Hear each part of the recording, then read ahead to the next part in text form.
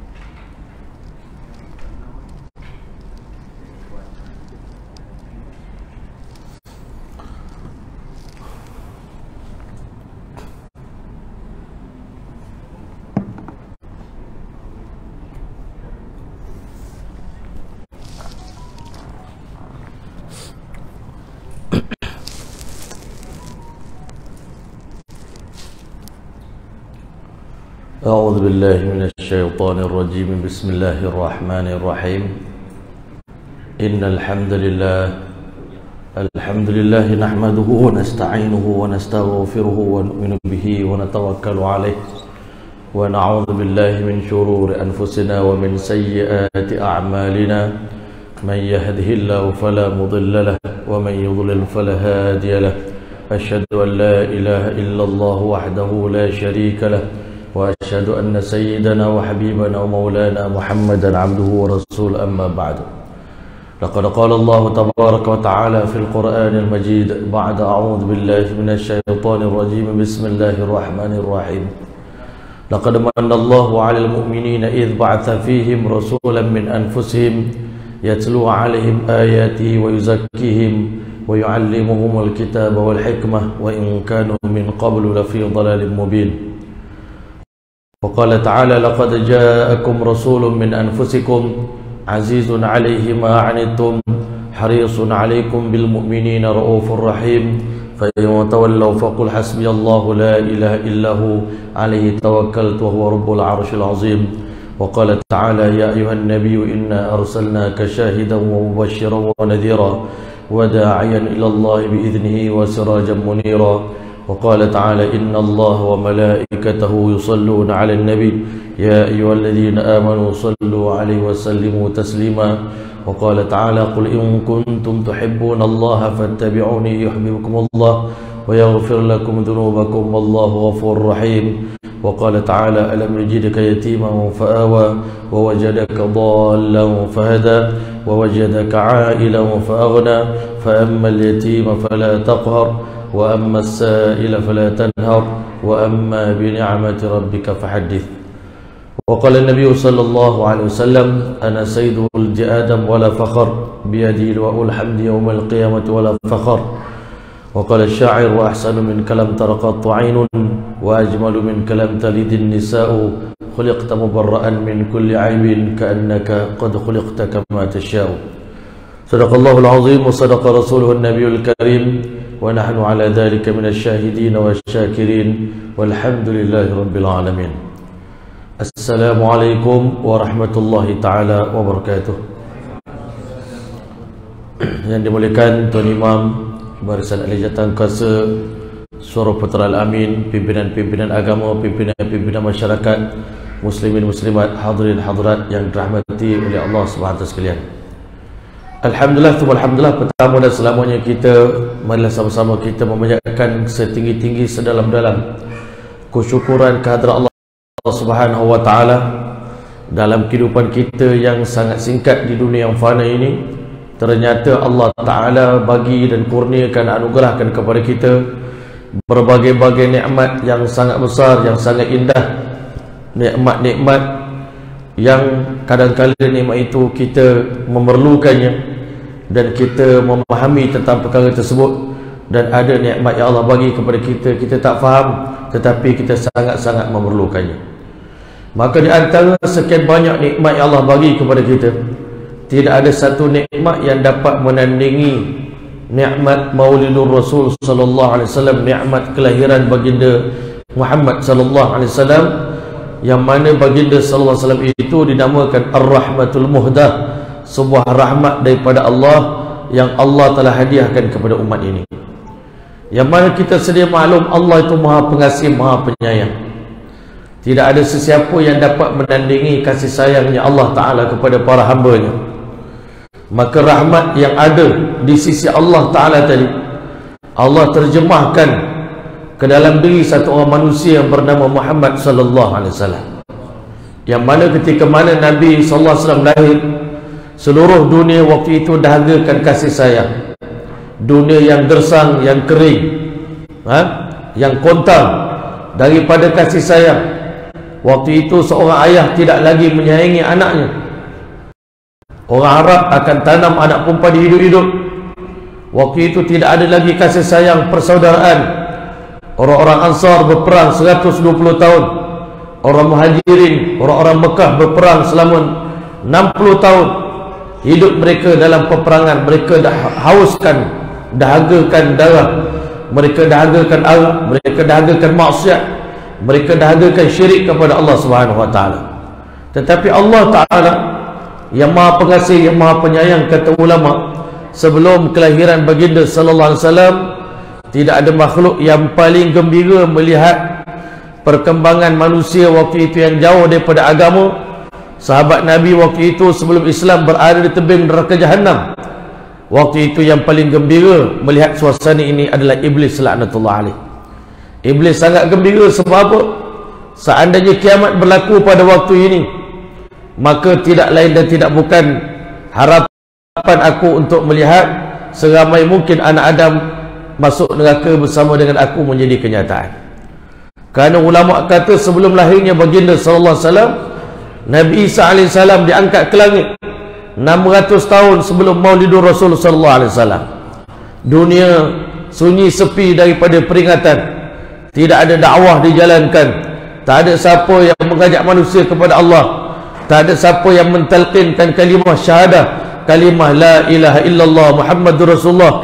Sehingga akhirnya ulama kata markas syirik, markas tauhid yang dulunya Masjidil Haram dibangun oleh Nabi Allah Ibrahim AS bersama dengan Nabi Ismail AS dengan sepenuh pengorbanan, dengan sepenuh perjuangan, dengan kesusah payahan. Tetapi akhirnya Masya Allah, selepas Nabi Ismail AS meninggal, maka suasana telah berubah. Masyarakat Arab Jahiliyah datang dan mereka telah meletakkan berhala-berhala yang begitu banyak di sekeliling Kaabah. Hatta di dalam Kaabah sendiri pun mereka letak sebuah berhala. Dan mereka rasa mereka adalah insan yang taat kepada Allah. Mereka rasa mereka hamba yang baik, yang mengabdikan diri kepada Allah Ta'ala. Ma na'buduhum illa liqarribuna ilallahi zulfa. Kami sembah patung ini dengan tujuan untuk kami dekatkan diri kami kepada Allah Subhanahu wa Ta'ala. Mereka bertawaf dalam keadaan telanjang, kerana waktu itu mereka sangka baju yang mereka dapat daripada sumber yang haram tak boleh digunakan untuk beribadat kepada Allah. Itulah takwa orang Arab Jahiliyah.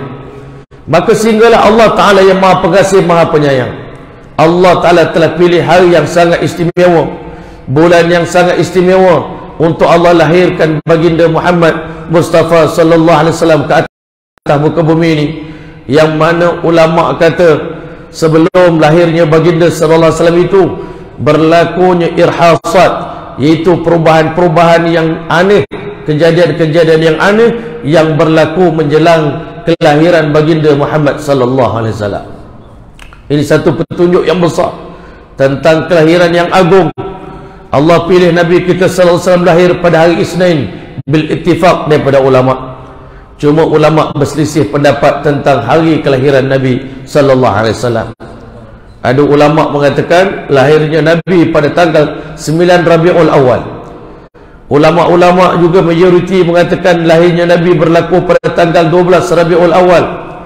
Dan di 12 Rabiul Awal juga Nabi berhijrah ke kota Madinah Al-Munawwarah sampai di sana pada tanggal 12 Rabiul Awal. Dan wafatnya baginda sallallahu alaihi wasallam juga berlaku pada tanggal 12 Rabiul Awal. Kenapa ulama kata Allah Ta'ala tak pilih kelahiran Nabi ini berlaku pada hari Jumaat, sedangkan hari Jumaat afdalul ayyam, sayyidul ayyam, penghulu bagi sekalian hari. Ulama kata kelahiran Nabi tidak menumpang kemuliaan mana-mana hari, kemuliaan mana-mana bulan. Kalau hari Jumaat merupakan hari yang paling mulia di sisi Allah Ta'ala, Allah Ta'ala tidak lahirkan Nabi pada hari Jumaat, Allah lahirkan pada hari Isnin. Dengan berkat Nabi lahir pada hari Isnin, hari Isnin menumpang kemuliaan baginda sallallahu alaihi wasallam, bukan Nabi yang menumpang kemuliaan hari Isnin. Kenapa Allah Ta'ala tidak lahirkan Nabi sallallahu alaihi wasallam pada bulan Ramadan, bulan yang paling mulia, sayyidus syuhur, penghulu bagi sekalian bulan, tetapi Allah memilih bulan Rabiul Awal, yang ulama juga mengatakan Rabiul Anwar, bulan Rabi' yang bercahaya dengan cahaya baginda Muhammad sallallahu alaihi wasallam. Begitu juga jawapannya, sesungguhnya kelahiran Nabi tidak menumpang kemuliaan bulan, tetapi bulan Rabiul Awal menjadi bulan yang mulia disebabkan Nabi sallallahu alaihi wasallam lahir di dalamnya. Sebab itulah bila tiba bulan Rabiul Awal, seluruh umat Islam berbangga dan bersyukur, berterima kasih pada Allah, menzahirkan kegembiraan di atas nikmat yang paling agung. Qul fa bi ni'matillahi wa bi rahmatihi, katakanlah wahai Muhammad, dengan nikmat yang Allah limpahkan kepada kamu dan dengan rahmat yang Allah bagi kepada kamu, fa bidzalika falyafrahu, di atas perkara itulah sepatutnya orang beriman bergembira, di atas nikmat dan rahmat yang Allah Ta'ala bagi. Sementara rahmat yang Allah Ta'ala campakkan, yang Allah letakkan kepada baginda Muhammad sallallahu alaihi wasallam, bukan rahmat untuk orang Arab, bukan rahmat untuk orang Islam, bukan sekadar rahmat untuk manusia, tetapi Allah SWT firman, wa ma arsalnaka illa rahmatan lil alamin, tidak aku utuskan engkau wahai Muhammad sallallahu alaihi wasallam melainkan sebagai sumber rahmat bagi sekalian alam. Malaikat menumpang kemuliaan dengan kelahiran Nabi sallallahu alaihi wasallam, binatang-binatang menumpang kemuliaan dengan maulidur Rasulullah sallallahu alaihi wasallam, jin, manusia, tumbuh-tumbuhan, seluruh dunia berterima kasih dan bergembira dengan kelahiran baginda Muhammad sallallahu alaihi wasallam. Hadirin dan rahmatul Allah, setahun sebelum Nabi sallallahu alaihi wasallam lahir, walaupun ulama kata Ka'batullah dipenuhi dengan berhala, Abraha bersama dengan tentera dia adalah tentera Kristian yang beriman pada Allah Ta'ala, tapi agama dia telah diselewengkan, tapi mereka ada iman di hati mereka. Bila mana mereka nak serang Ka'batullah yang nantinya menjadi markas dakwah baginda Muhammad sallallahu alaihi wasallam, Allah Ta'ala hancurkan Abraha dengan kedatangan burung ababil. Masya-Allah, Abraha buat keputusan nak hancurkan Kaabah.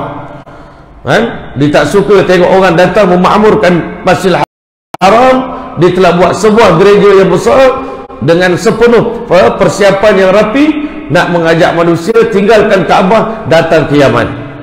Tetapi Allah Ta'ala telah hancurkan di satu tempat yang bernama Maharis, Allah yang satu tempat yang berdekatan dengan Mina, Allah Ta'ala telah hancurkan tentera Abraha. Masya Allah, tarmihim bihijaratin min sijil, yang mana mereka dilontar dengan anak-anak batu daripada sijil, daripada api neraka Allah Subhanahu wa Ta'ala.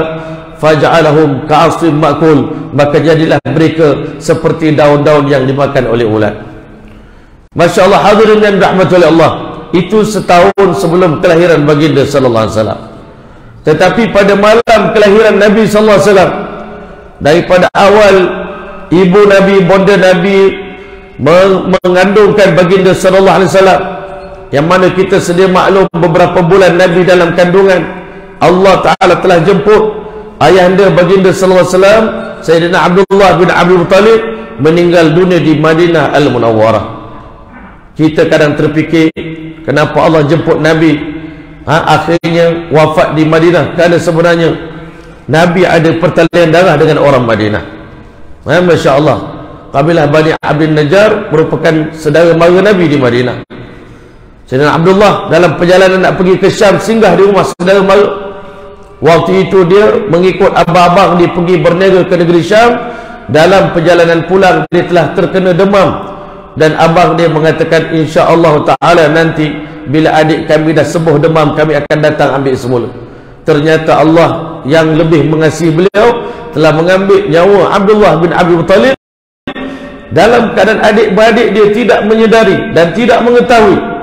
Sedangkan Sayyidina Abdullah ini merupakan anak bongsu kesayangan Abdul Muttalib, yang mana Masya Allah Sayyidina Abdul Muttalib ini pernah bernazar kepada Allah Ta'ala ketika mana dia mula-mula memegang tampuk pemerintahan Masjidil Haram. Dia waktu itu kaum Khuza'ah telah menambunkan Masya Allah telaga Zamzam yang hilang beberapa tahun, tak diketahui di mana lokasi. Mereka telah tambun dengan pasir dan telah tutup sehingga tak dijumpai telaga Zamzam.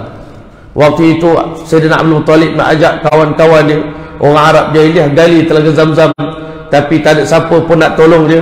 Akhirnya dia bernazar, ya Allah, seandainya ada dilahirkan kepada aku ni anak yang ke-10, aku akan ajak anak-anak lelaki aku bersama dengan aku bergotong royong untuk menggali kembali telaga Zamzam. Kenapa? Keluarga Abdul Muttalib ni keluarga Bani Hashim, kaum Quraisy, telah dipilih oleh Allah Ta'ala menggantikan Puak Jurhum yang kemudiannya Masjidil Haram dipimpin oleh Puak Khuza'ah. Puak Khuza'ah pergi, maka datang pula tampuk pemerintahan kepada kaum Quraisy, dan Quraisy pula terpecah kepada dua, Bani Hashim dengan Bani Abdi Manaf. Bani Hashim telah mendapat kemuliaan untuk membagi tanggungjawab bagi minum pada jemaah haji, tanggungjawab bagi minum siqayah, dan juga memberi makan kepada jemaah haji.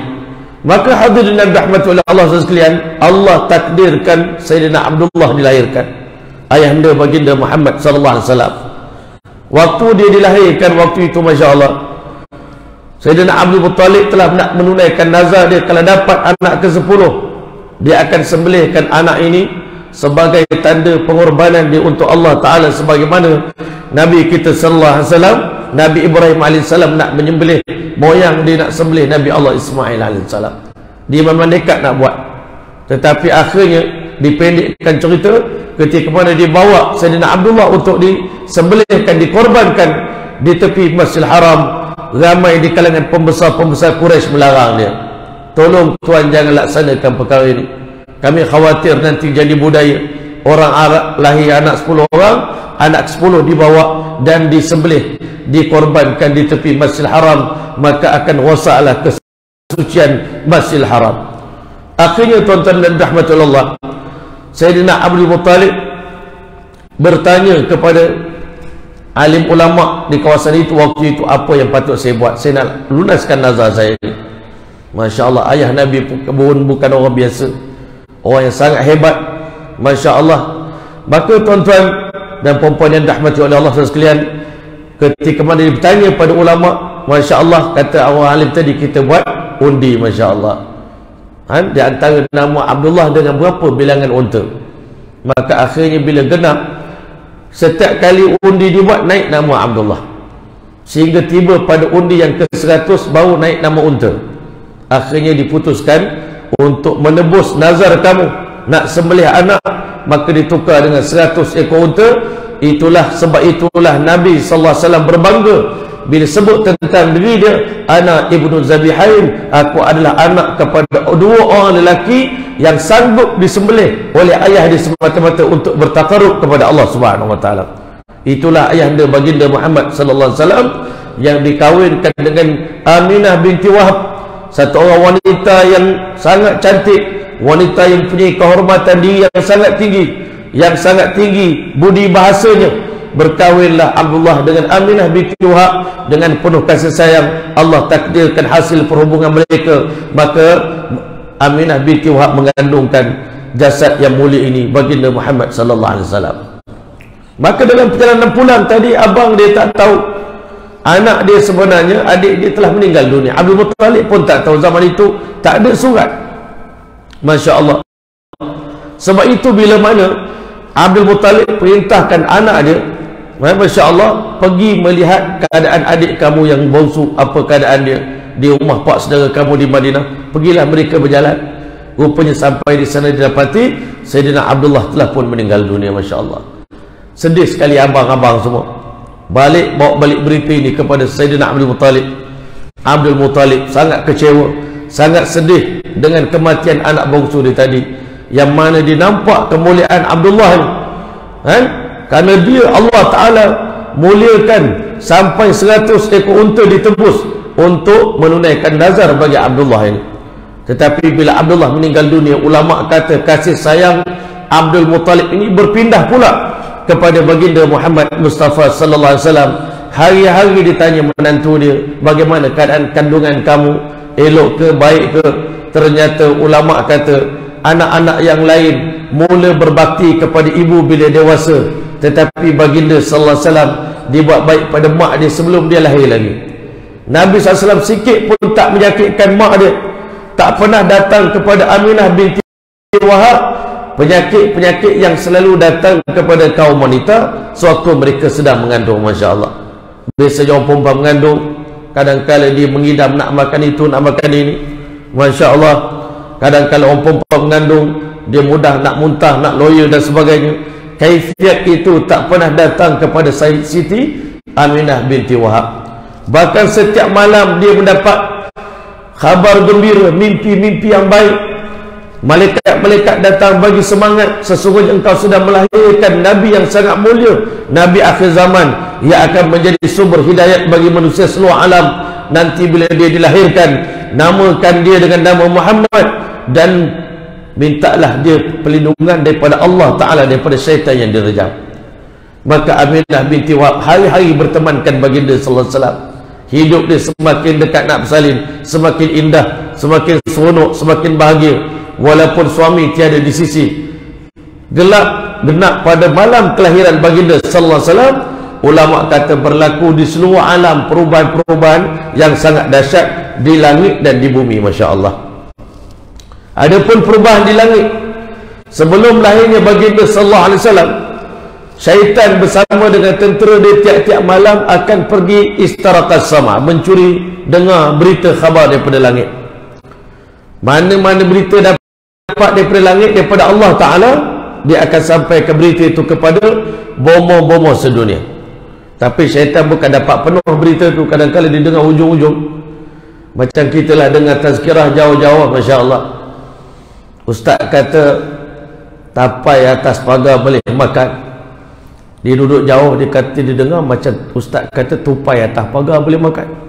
Dia pun balik, dia beritahu kat orang, saya dengar ustaz khabar tadi tupai atas pagar boleh makan. Orang kampung semua kelang kabut. Awak belajar daripada siapa? Belajar pada ustaz tu lah. Betul ke fatwa ustaz?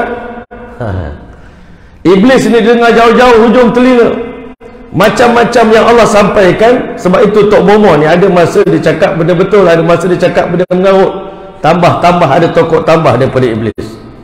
Tiap-tiap hari iblis buat kerja tu daripada awal dunia sampai kelahiran baginda Muhammad sallallahu alaihi wasallam.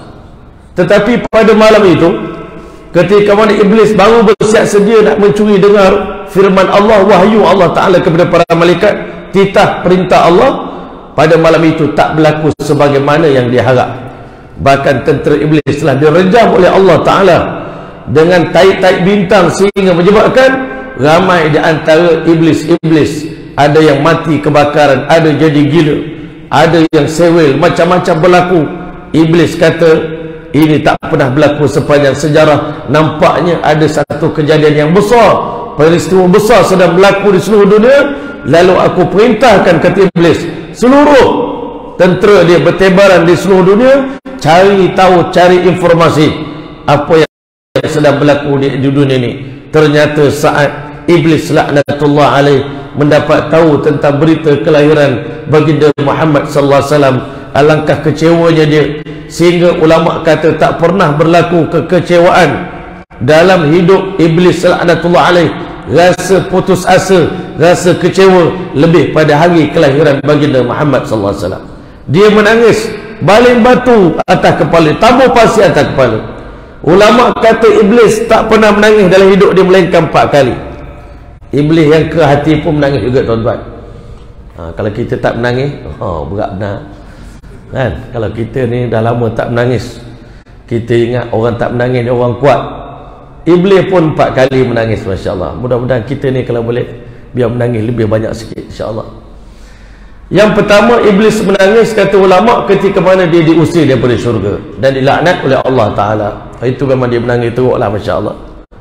Yang kedua, Masya Allah, yang pertama ketika dilaknat oleh Allah, yang kedua ketika diusir daripada syurga. Itu dua. Yang ketiga, dia menangis ketika mana lahirnya baginda Muhammad sallallahu alaihi wasallam. Dan yang keempat, iblis menangis hari turunnya suratul Fatihah kepada baginda Muhammad sallallahu alaihi wasallam. Selama ini aku puas hasut orang percaya kepada mantra-mantra Tok Momoh. Orang Melayu kita dulu pun banyak hafal mantra-mantra macam-macam. Puh kanan, puh kiri, kan?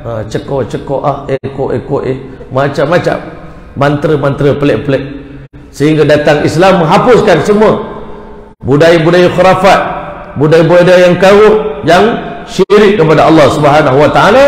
Bila turun suratul Fatihah, iblis menangis lagi, Masya Allah.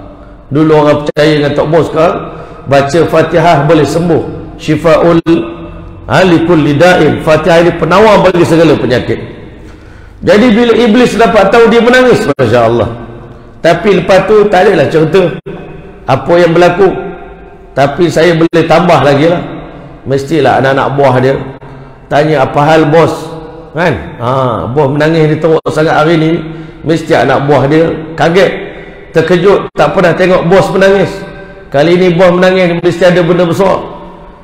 Dia kata, mengapa tidak aku tidak perlu takut, kerana sepanjang sejarah dunia ni tidak ada insan yang lebih dahsyat yang pernah Allah lahirkan, yang lebih hebat daripada baginda Muhammad sallallahu alaihi wasallam.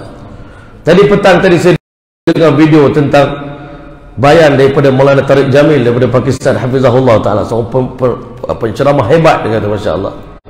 Sebelum Nabi kita sallallahu alaihi wasallam, Allah telah hantar nabi-nabi ke dunia semuanya dengan umur yang panjang-panjang. Nabi Nuh 1000 tahun, Nabi Musa 500 tahun, Nabi Isa 200-300 tahun, tuan-tuan.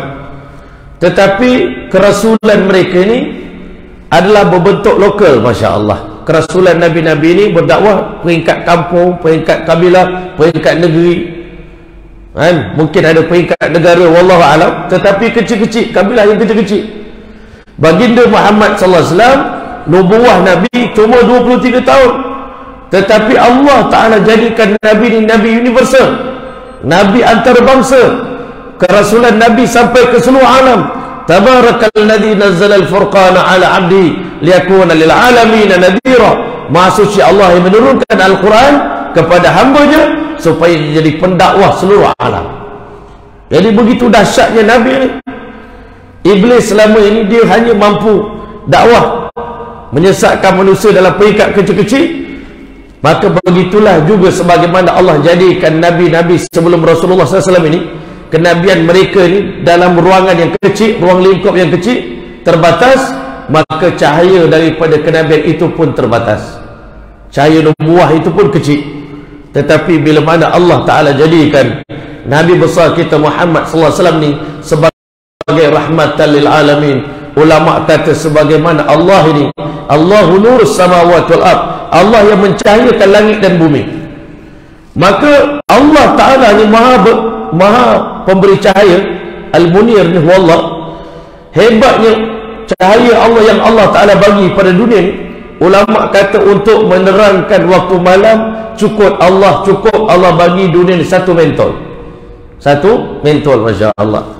Di malam hari bila Allah keluarkan bulan, maka satu dunia diterangkan oleh cahaya bulan, Masya Allah. Hebatnya Allah Ta'ala. Kita nak terangkan masjid kita seorang berapa biji lampu diperlukan, kan?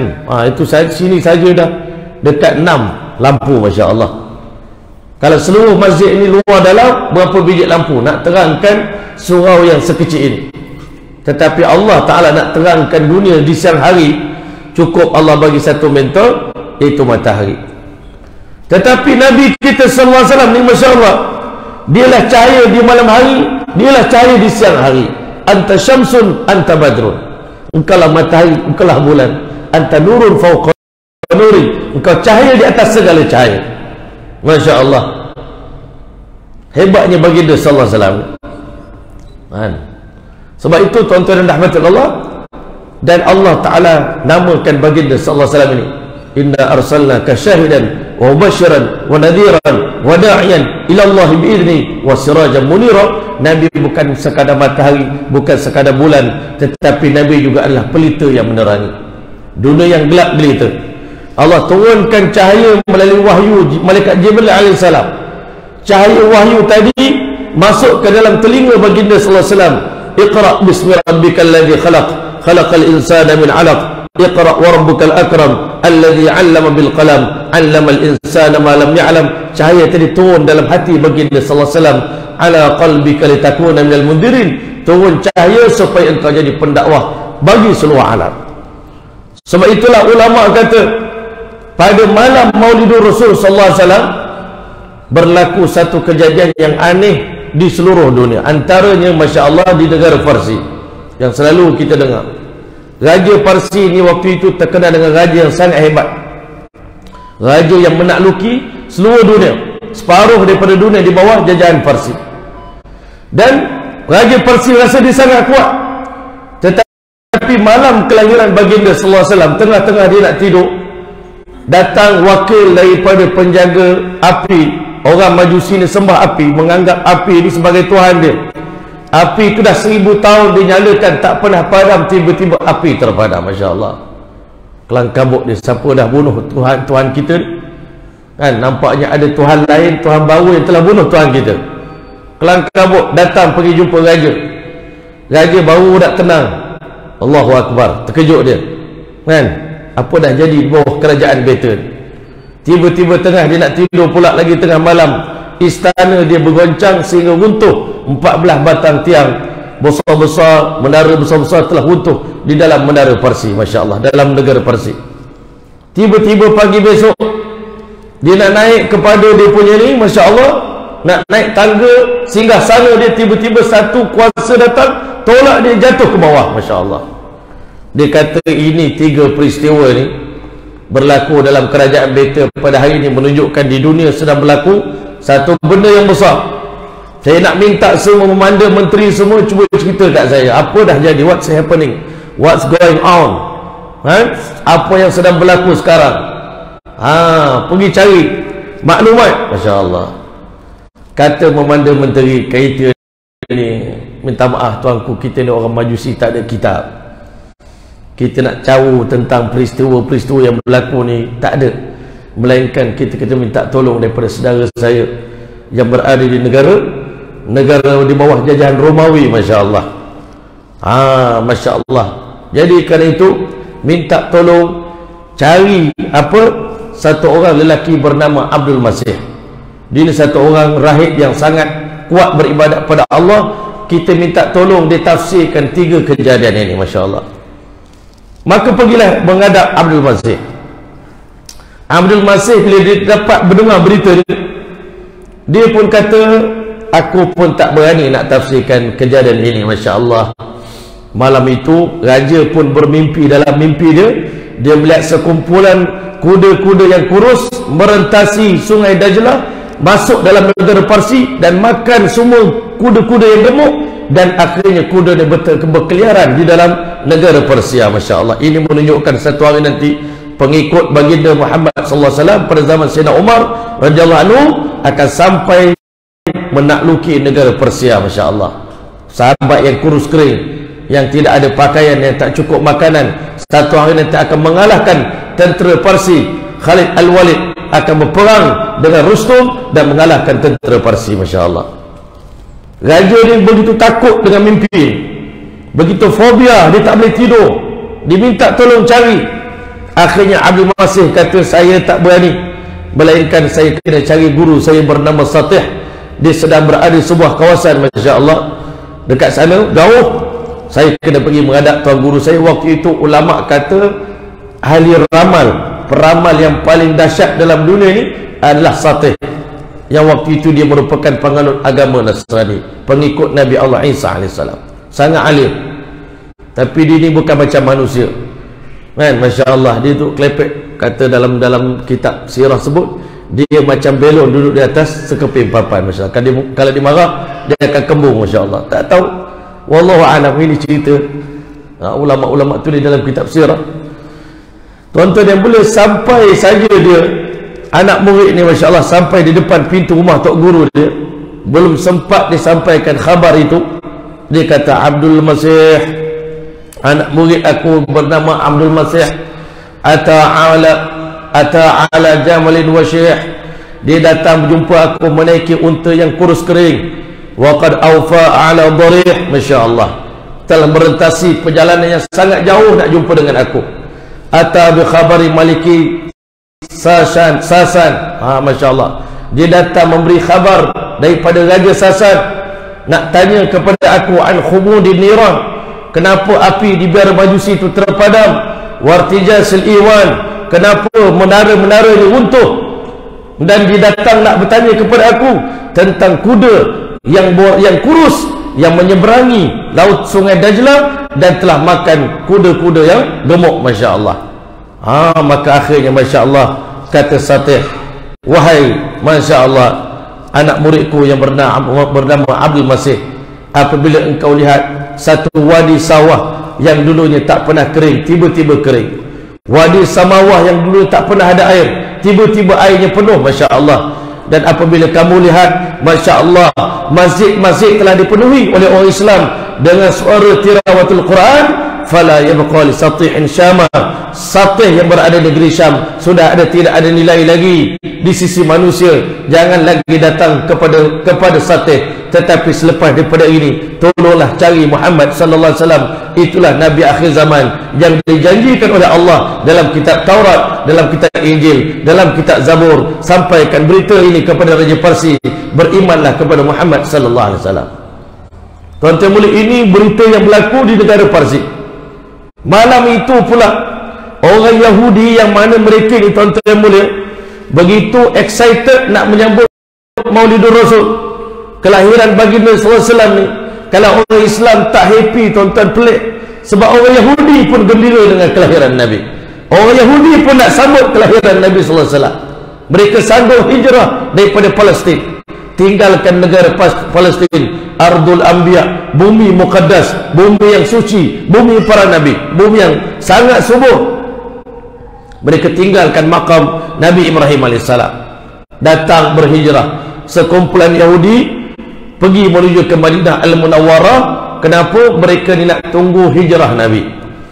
Siapa mereka? Yahudi Bani Qainuqa, Yahudi Bani Nazir, Yahudi Bani Quraizah. Mereka berkampung. Sebahagian di antara mereka duduk di Khaybar, tunggu hijrah baginda sallallahu alaihi wasallam. Bila Nabi hijrah, kami jadi golongan yang pertama yang akan mengikut Nabi akhir zaman, yang diberi khabar gembira oleh Allah Ta'ala.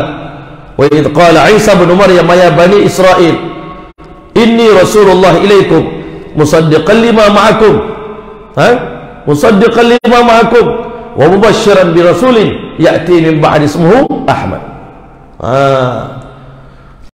Aku datang diberitahu kepada, wa idh qala Isa bin Maryam al-Hawariyin, berkata kepada Hawariyin, Masya Allah, sesungguhnya akulah Nabi yang diutuskan oleh Allah Ta'ala ke muka bumi ini untuk membenarkan ajaran yang ada di sisi kamu, wa mubashiran bi rasulin, nak beri khabar gembira tentang kelahiran seorang Rasul, ya'ti min ba'di, yang akan lahir selepas aku diangkat ke langit, ismuhu Ahmad.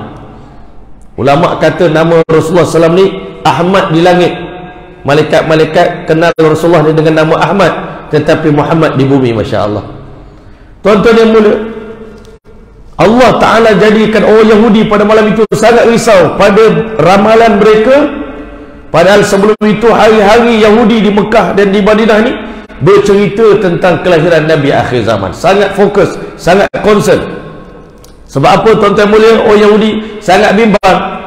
Kami memang happy dengan kelahiran Nabi, tapi dalam masa yang sama kami pun nervous juga, takut juga. Sebab apa? Allah dah berjanji di dalam kitab Taurat, disebabkan kamu selalu menyakitkan kami, menyusahkan kami, menentang kami, melampaui batas.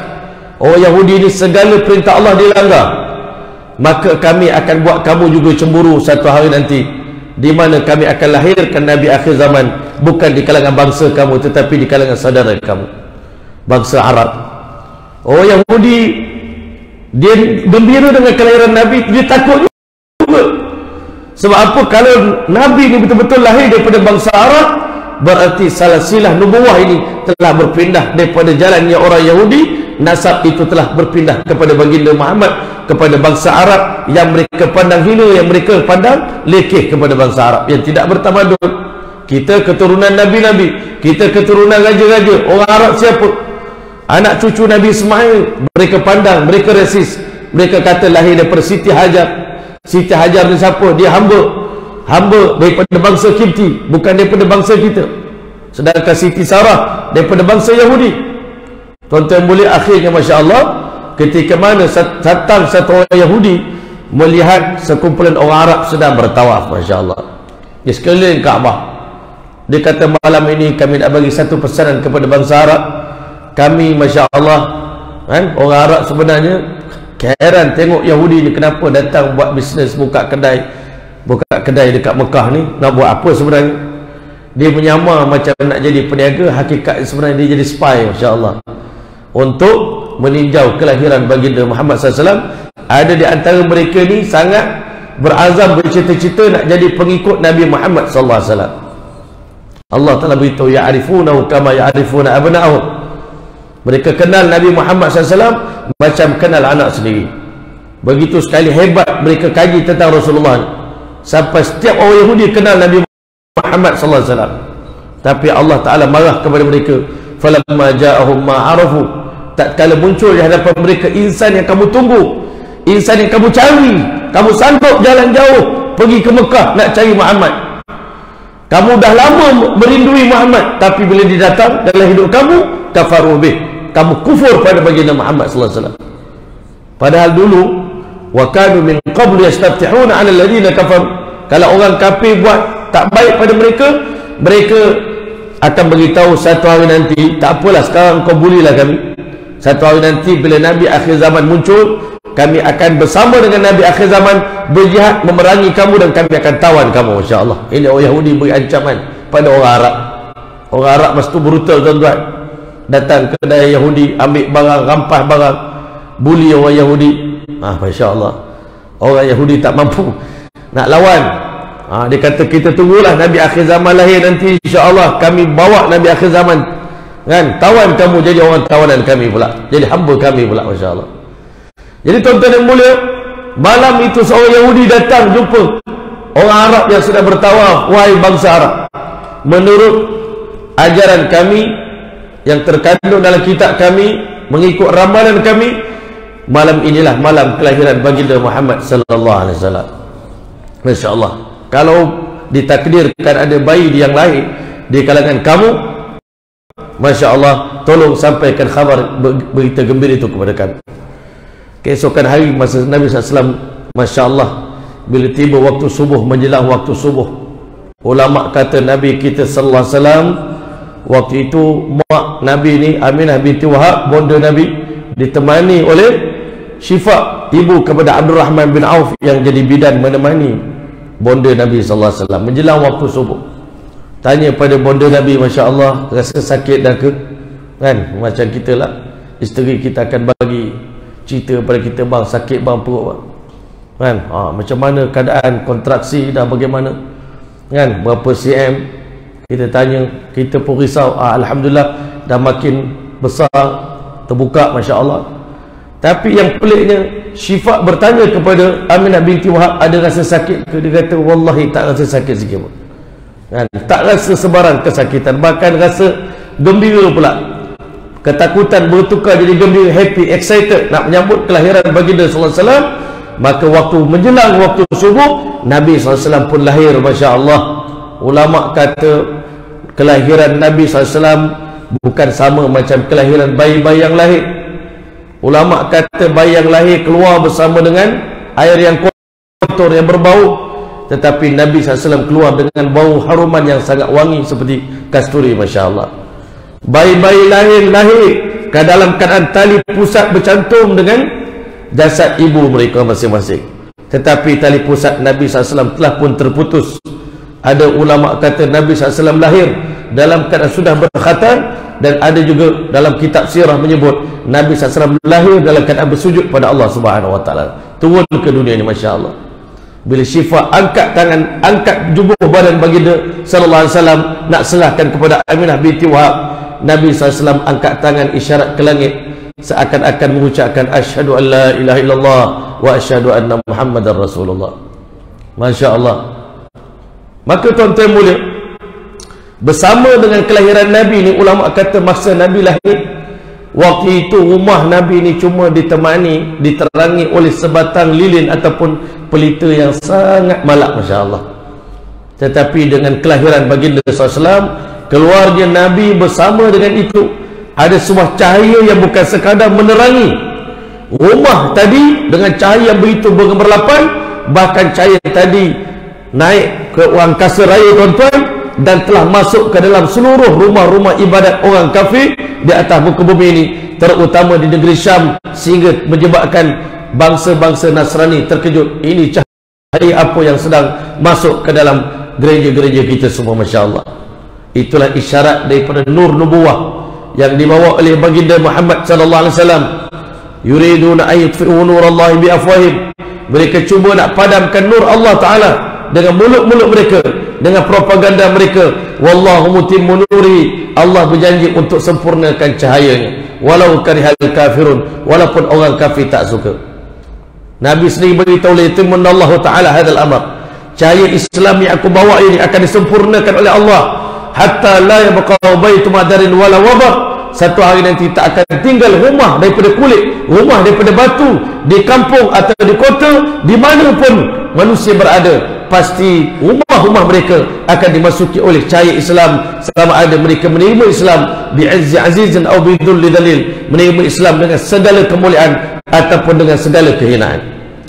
Tuan-tuan dan rahmatullah Allah, bila Nabi SAW lahir dan dimandikan dan dibalut jasad baginda sallallahu alaihi wasallam, maka akhirnya Masya Allah, Nabi sallallahu alaihi wasallam ni tadi biasanya mengikut adat orang Arab akan diletakkan di dalam sebuah bekas macam orang kata yang diperbuat daripada tembikar, Masya Allah, untuk jaga daripada penyakit-penyakit. Tapi saat diletakkan jasad baginda sallallahu alaihi wasallam dalam bekas itu, tiba-tiba bekas itu terpecah, Masya Allah. Ulama kata Nabi SAW datang untuk menghancurkan seluruh ajaran khurafat, kepercayaan-kepercayaan karut. Nabi nak bawa umat ini kepada akidah yang sahih, akidah yang benar. Gembiranya Masya Allah, dan syifa dengan kelahiran baginda sallallahu alaihi wasallam. Akhirnya dipeluk jasad Nabi sallallahu alaihi wasallam. Aminah hari itu sangat gembira menatap wajah anak dia Muhammad bin Abdullah, Masya Allah. Waktu itu belum ada nama lagi, belum diletak nama lagi. Gembira sangat Aminah tengok anak dia, pengubat rindu dia, hilang kerinduan daripada suami dia, mengalai air mata dia, kegembiraan dengan kelahiran bayi yang sangat comel, yang mana Sayyidina Hasan bin Sabit dalam syair dia mengatakan, wa ahsanu min kalam taraqatu ainun, dan mata aku seumur hidup tak pernah melihat satu orang insan yang lebih tampan daripada baginda Muhammad sallallahu alaihi wasallam. Wa ajmalu min kalam talidin nisa'u, tak pernah ada mana-mana ibu yang melahirkan bayi seorang anak yang lebih comel daripada baginda Muhammad sallallahu alaihi wasallam. Khuliqta mubarra'an min kulli aibin, engkau diciptakan bebas daripada segala keaiban. Ka'annaka qad khuliqta kama tasha'u, seakan-akan engkau diciptakan wahai Rasulullah mengikut keinginan desain yang engkau ingin daripada hati kamu sendiri. Seakan-akan Nabi pilih mata dia sendiri, hidung dia sendiri, telinga dia sendiri, dan pipi dia sendiri, dagu dia sendiri, mak rambut dia sendiri. Nabi SAW kalau disebutkan tentang Syama'il Muhammadiyah, tak akan mampu kita nak bayangkan betapa indahnya wajah baginda Muhammad sallallahu alaihi wasallam. Sehingga kata ulama, Allah telah himpunkan segala kelebihan yang ada pada seluruh nabi-nabi. Allah Ta'ala berikan kepada Nabi Muhammad SAW ini keberanian Nabi Allah Musa AS. Allah letakkan pada suara Nabi kemerduan suara Nabi Allah Daud AS. Pada diri Nabi SAW Allah letakkan kesabaran Nabi Ayub AS. Allah telah letakkan pada baginda Muhammad SAW seluruh akhlak para anbiya alaihi wassalatu wassalam dihimpunkan dalam diri baginda Muhammad sallallahu alaihi wasallam. Wa innaka la'ala khuluqin azim, engkau berada pada akhlak yang termulia. Sebab itu ulama kata tak ada kata-kata nak puji Rasulullah SAW. Insanun kamilun mukammalun akmal wa athhar wa atyab, Seluruh puji-pujian kita nak bagi pada Nabi pun tak boleh puji lagi tuan-tuan. Mulianya, tingginya, agungnya baginda Muhammad sallallahu alaihi wasallam. Kita sendiri pun dah rasa terlalu agung, tapi Allah Ta'ala zahirkan keagungan baginda sallallahu alaihi wasallam dalam Al-Quranul Karim. Ketika mana kata ulama, nabi-nabi yang lain macam-macam permohonan minta pada Allah Ta'ala, tetapi Nabi kita sallallahu alaihi wasallam tak pernah meminta, tak pernah berdoa pun diberikan oleh Allah Subhanahu wa Ta'ala. Allah Ta'ala begitu kasih pada kekasih baginda Muhammad sallallahu alaihi wasallam. Sebab itu kelahiran Nabi menjadi satu tanda yang besar, jadi satu petunjuk. Tuan-tuan yang dirahmati oleh Allah sekalian, ulama kata Allah begitu sayang kasih pada Nabi Muhammad SAW. Allah zahirkan di setiap ruangan di surga tuan-tuan, adanya di samping Allah gandingkan nama Allah dengan nama Muhammad SAW. Di tiang-tiang aras Allah Ta'ala, di pintu surga Allah Ta'ala, di mana nama Allah, di situ akan ada nama Muhammad SAW. Sayangnya Allah kepada Rasulullah SAW, nabi-nabi lain Allah Ta'ala bagi salam. Salamun ala Ilyasin, salamun ala Ibrahim, salamun ala Musa wa Harun, salamun ala Ishaq wa Yaqub. Salam, salam, salam. Tak ada alif lam pun pada salam itu. Wa salamun ala al-mursalin, sejahtera untuk sekian rasul. Tetapi untuk baginda Muhammad sallallahu alaihi wasallam, Allah tukar gaya bahasa tuan-tuan. Innallaha wa malaikatahu yusalluna 'alan nabi ya ayyuhalladzina amanu sallu 'alaihi wa sallimu taslima. Sebelum kamu berselawat pada Nabi, sebelum manusia berselawat pada Nabi, Allah beritahu innallaha wa malaikatahu, Allah yang dulu berselawat kepada baginda sallallahu alaihi wasallam. Selawat daripada Allah. Sebab itu kata Imam Abdul Wahab Sya'rani, waktu kita berselawat kepada Nabi bukan kata saya yang berselawat, tetapi kita minta Allah yang tolong selawatkan. Sebab kita masa kita berselawat, kita tak tahu miqdar Nabi, kedudukan Nabi di sisi Allah, kita tak tahu. Jadi kalau kita selawat mungkin rendah selawat kita tuan-tuan, tetapi bila kata ya Allah tolong selawatkan bagi pihak kami, maka selawat daripada Allah sempurna, melengkapi, merangkumi segala sifat, segala khasair, segala kemuliaan yang ada pada baginda Muhammad sallallahu alaihi wasallam. Dan waktu malaikat diciptakan, Allah perintahkan sekalian malaikat di angkasa, di langit, seluruhnya di alam semesta ini berselawat kepada baginda Muhammad sallallahu alaihi wasallam. Ketika mana umat ini dilahirkan oleh Allah Ta'ala, kita baru hari ini tengok dunia, Allah pesan dekat kita, ya ayyuhalladzina amanu sallu alaihi wa sallimu taslima. Wahai orang beriman di kalangan umat Muhammad, selawatlah banyak-banyak pada Nabi kamu, bagi salam banyak-banyak pada kamu, daripada jauh bagi salam, assalamu alayka ayuhan nabi wa rahmatullahi wa barakatuh. Datang ziarah Nabi di Madinah Al-Munawwarah, assalatu wassalamu alayka ya Rasulullah, assalatu wassalamu alayka ya Habiballah, assalatu wassalamu alayka ya khair khalqillah, assalatu wassalamu alayka ya rahmatan lil alamin, assalatu wassalamu alayka ya syafi'al muznimin. Tuan-tuan mulia, inilah Nabi kita Muhammad sallallahu alaihi wasallam. Semoga hari ini Allah Ta'ala bagi kita kefahaman, kesedaran Nabi kita ni bukan manusia biasa. Yang hari ini umat Islam keluar daripada mulut kita tuan-tuan, anak-anak kita di akhir zaman ini, kata-kata yang menghina baginda Muhammad sallallahu alaihi wasallam. Tuan-tuan yang mulia, saya beritahu pada tuan-tuan, Allah Ta'ala telah bersihkan lidah kita ni, umat yang lahir di akhir zaman. Ketika mana sekumpulan tabi'in datang ziarah Sayyidina Miqdad Ibn Aswad, mereka datang dengan sepenuh pujian, harapan yang melangit tuan-tuan. Wahai insan yang bertuah, Masya Allah, kami hari ini para tabi'in sangat bertuah melihat insan yang hidup sezaman dengan Nabi SAW, matanya pernah melihat keindahan wajah baginda Muhammad SAW. Masya Allah, Miqdad kata, hebat pujian kamu pada kami, tetapi kami pula merasakan kamu lebih bertuah daripada kami. Kamu yang lahir selepas wafatnya baginda SAW jauh lebih bertuah daripada kami. Kenapa dia kata? Aku yang hidup sezaman dengan Nabi, yang kenal Nabi daripada kecil sampai Nabi dewasa, kami kenal setiap sudut dalam kehidupan Nabi, kami kenal akhlak Nabi, kami puji Nabi dengan gelaran Al-Amin. Tetapi saat Nabi SAW zahir sebagai seorang Rasul, ramai di antara kami yang memusuhi Nabi. Lidah mereka memaki hamun Nabi SAW, Tangan mereka menyakiti tubuh badan Nabi. Mereka halau Nabi daripada kota Mekah. Dan akhirnya mereka mati dalam keadaan tidak beriman pada Allah Ta'ala. Sedangkan yang beriman pun, di antara kami ada yang beriman pada Nabi. Tetapi sebelum kami beriman pada Nabi, berapa banyak di antara kami yang telah menyakiti Rasulullah SAW. Walaupun kami dah bertaubat, kami dah insaf, tetapi kami tak akan lupa dosa kami, kesilapan kami kepada baginda Muhammad SAW. Sedangkan kamu yang lahir kemudian daripada kami, mulut kamu sangat bertuah, tangan kamu sangat bertuah, mata kamu sangat bertuah, hati kamu sangat bertuah. Kenapa? Kamu lahir dalam keadaan satu hari pun dalam hidup kamu tak pernah berlawan dengan baginda Muhammad SAW. Satu hari pun dalam hidup kamu, mulut kamu tak pernah menghina Rasulullah SAW. Tangan kamu tak pernah melukakan tubuh badan Nabi. Kamu tak pernah berlawan dengan Nabi, bermusuh dengan Nabi. Itu keadaan umat Islam di akhir zaman.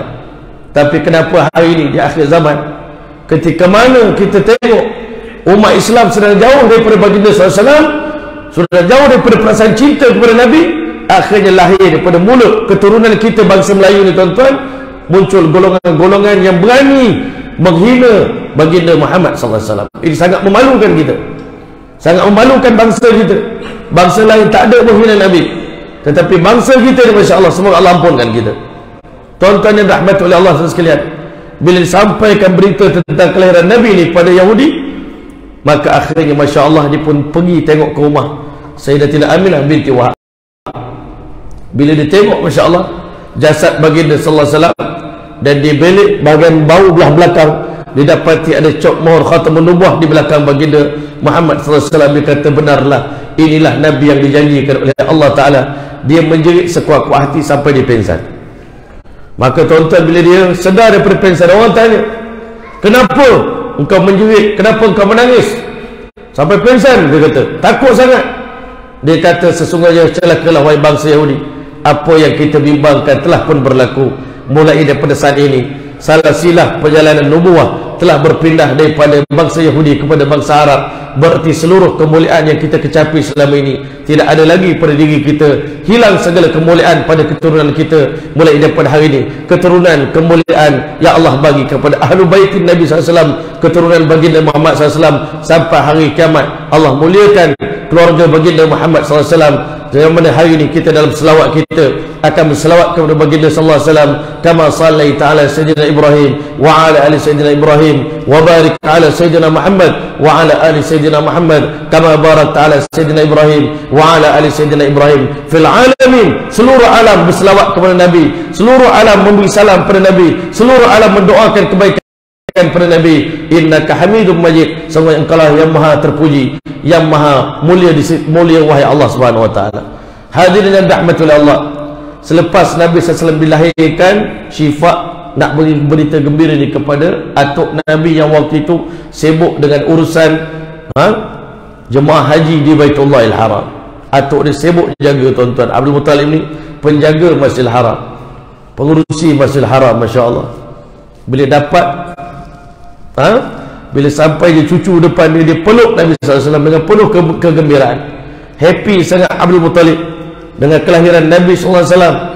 Dan dia teringat satu pesanan, nanti bila bayi ini dilahirkan, mintalah perlindungan kepada, Masya Allah, Allah Ta'ala daripada godaan syaitan, daripada tipu daya syaitan. Maka akhirnya Abdul Muttalib telah bawa Nabi SAW langsung masuk ke dalam Ka'batullah pada hari pertama Nabi SAW dilahirkan. Hari pertama lahir dah masuk Kaabah dah, tuan-tuan. Kita hari ni dah berapa tahun lahir ke dunia ni pun tak pernah lagi masuk Kaabah, tuan-tuan. Masya Allah, kan mulianya Nabi kita Muhammad sallallahu alaihi wasallam. Maka waktu itulah, Masya Allah, Sayyidina Abdul Muttalib telah bersyair memuji Allah Subhanahu wa taala bagi pihak baginda sallallahu alaihi wasallam. Masya Allah, yang kita selalu baca dalam syair, Masya Allah, Ahmadu maktubun al jinnani wa'iduhu bil baiti dil arkani hatta arahu balighul bunyani. Masya Allah, syair yang panjang, Masya Allah, yang kita selalu baca. Kumpulan Raihan selalu menyanyi, Masya Allah. Salla alaika Allahu ya Adnani ya Mustafa ya Saf wa Tarrahmani Ahmadu في السر والإعلان أنت الذي سميت في القرآن. Itu antara bait syair yang dibacakan oleh Abdul Muttalib memuji Allah berkat kelahiran baginda SAW, tanda kesyukuran dia dengan kelahiran baginda Muhammad SAW. Langsung balik ke rumah, tanya pada, minta supaya Aminah jaga cucu ni baik-baik, dan atuk nak letak nama apa ni. Masya Allah, orang tanya pada Abdul Muttalib, dia ada satu nama yang dia rasa yang sesuai, namanya Qutsam. Nama ni nama famous di kalangan orang Arab, Qutsam, Qaf Ta Thin Tha Mim, Masya Allah. Tapi kata dia isteri, kata dia Sayyidatina Aminah binti Wahab, ayah, maka kalau ikut dalam mimpi anak anda, nama yang patut dibubuh adalah Muhammad sallallahu alaihi wasallam. Dia kata Muhammad tak pernah digunakan oleh orang Arab sebelumnya sebagai nama. Nama ni tak pernah famous di kalangan nama Arab, bangsa Arab. Tetapi kalau ini pesanan daripada para malaikat, maka kita namakan bayi yang mulia ini dengan Muhammad sallallahu alaihi wasallam yang terpuji. Berarti segala puji-pujian, segala kebaikan terhimpun dalam bayi yang mulia ini. Masya Allah. Tuan-tuan yang mulia, akhirnya Aminah binti Wahab membesarkan Nabi sallallahu alaihi wasallam, jaga Nabi dengan penuh kasih sayang. Tiba-tiba satu hari, Masya Allah, Aminah binti Wahab rindu pada suami dia, nak pergi ziarah makam suami, nak bawa Nabi Muhammad SAW ziarah makam ayah dia di Madinah Al-Munawwarah. Dalam perjalanan pulang, Nabi balik ziarah kubur ayah dia, tuan-tuan. Di sanalah Allah Ta'ala yang Maha Pengasih, Maha Penyayang, yang mana sebelum itu ibu bonda Nabi SAW ni risau tentang pendidikan Nabi Muhammad SAW ni, pengajian dia. Masya Allah, zaman dulu bukan belajar sekolah macam kita ni, tuan-tuan. Allah Ta'ala didik Nabi ini untuk bentuk dia menjadi seorang Nabi. Daripada umur 1 tahun sampai umur 40 tahun, ini adalah merupakan satu, orang kata, persiapan. Allah Ta'ala sedang merekrut Nabi. Masya Allah, bahasa sekarang ni bahasa rekrut. Allah sedang merekrut Nabi kita SAW ni untuk jadi Nabi bagi seluruh alam sampai hari kiamat. Masya Allah, Nabi yang sangat hebat. Masya Allah. Yang mana kata ulama, zaman Nabi kecil ni ada beberapa perbezaan Nabi dengan bayi-bayi yang lain. Yang pertama sekali, Masya Allah, Nabi kita sallallahu alaihi wasallam dijadikan oleh Allah Ta'ala sebagai Nabi yang ummi. Kita pun punya An-Nabiyul Ummi, Nabi yang buta huruf. Yang mana ulama kata perkataan buta huruf ni, kalau kita bagi pada orang biasa, dia marah. Sampai hati awak cakap saya buta huruf, ya? Awak hina saya, mentang-mentang saya tak pandai baca surat khabar. Masya Allah. Tapi Nabi kita sallallahu alaihi wasallam al-ummi, tak reti membaca dan menulis. Sebab Allah Ta'ala ajar manusia biasa nak jadi pandai mesti kena guna qalam. Alladhi 'allama bil qalam 'allama al-insana ma lam ya'lam. Tapi Allah Ta'ala mendidik Nabi kita sallallahu alaihi wasallam secara langsung. Allah sendiri ajar Nabi, dan Jibril alaihissalam sebagai guru Nabi yang mengajar Nabi dengan cara wahyu, dengan tilqa, dengan mencampakkan wahyu ke dalam dada baginda Muhammad SAW tanpa guru. Sebab ulama kata kalau Nabi SAW belajar dengan mana-mana guru, berarti dalam dunia ni guru tu lebih hebat daripada Rasulullah SAW. Allah tak nak begitu. Kita selalu cikgu, kalau anak murid kita hebat, itu anak didik saya lah tu, kan? Coach hebat, dia punya anak didik dia boleh main peringkat antarabangsa, itu anak buah saya lah tu. Masya Allah. Allah Ta'ala tak jadi begitu. Tak ada siapa layak jadi guru kepada baginda Muhammad sallallahu alaihi wasallam. Kenapa Allah Ta'ala lahirkan Nabi kita sallallahu alaihi wasallam? Kata ulama, Nabi lahir sebagai anak yatim, Nabi hidup sebagai seorang fakir, Nabi mati sebagai seorang miskin. Inilah baginda sallallahu alaihi wasallam. Wulida yatiman wa 'asha faqiran wa mata miskinan.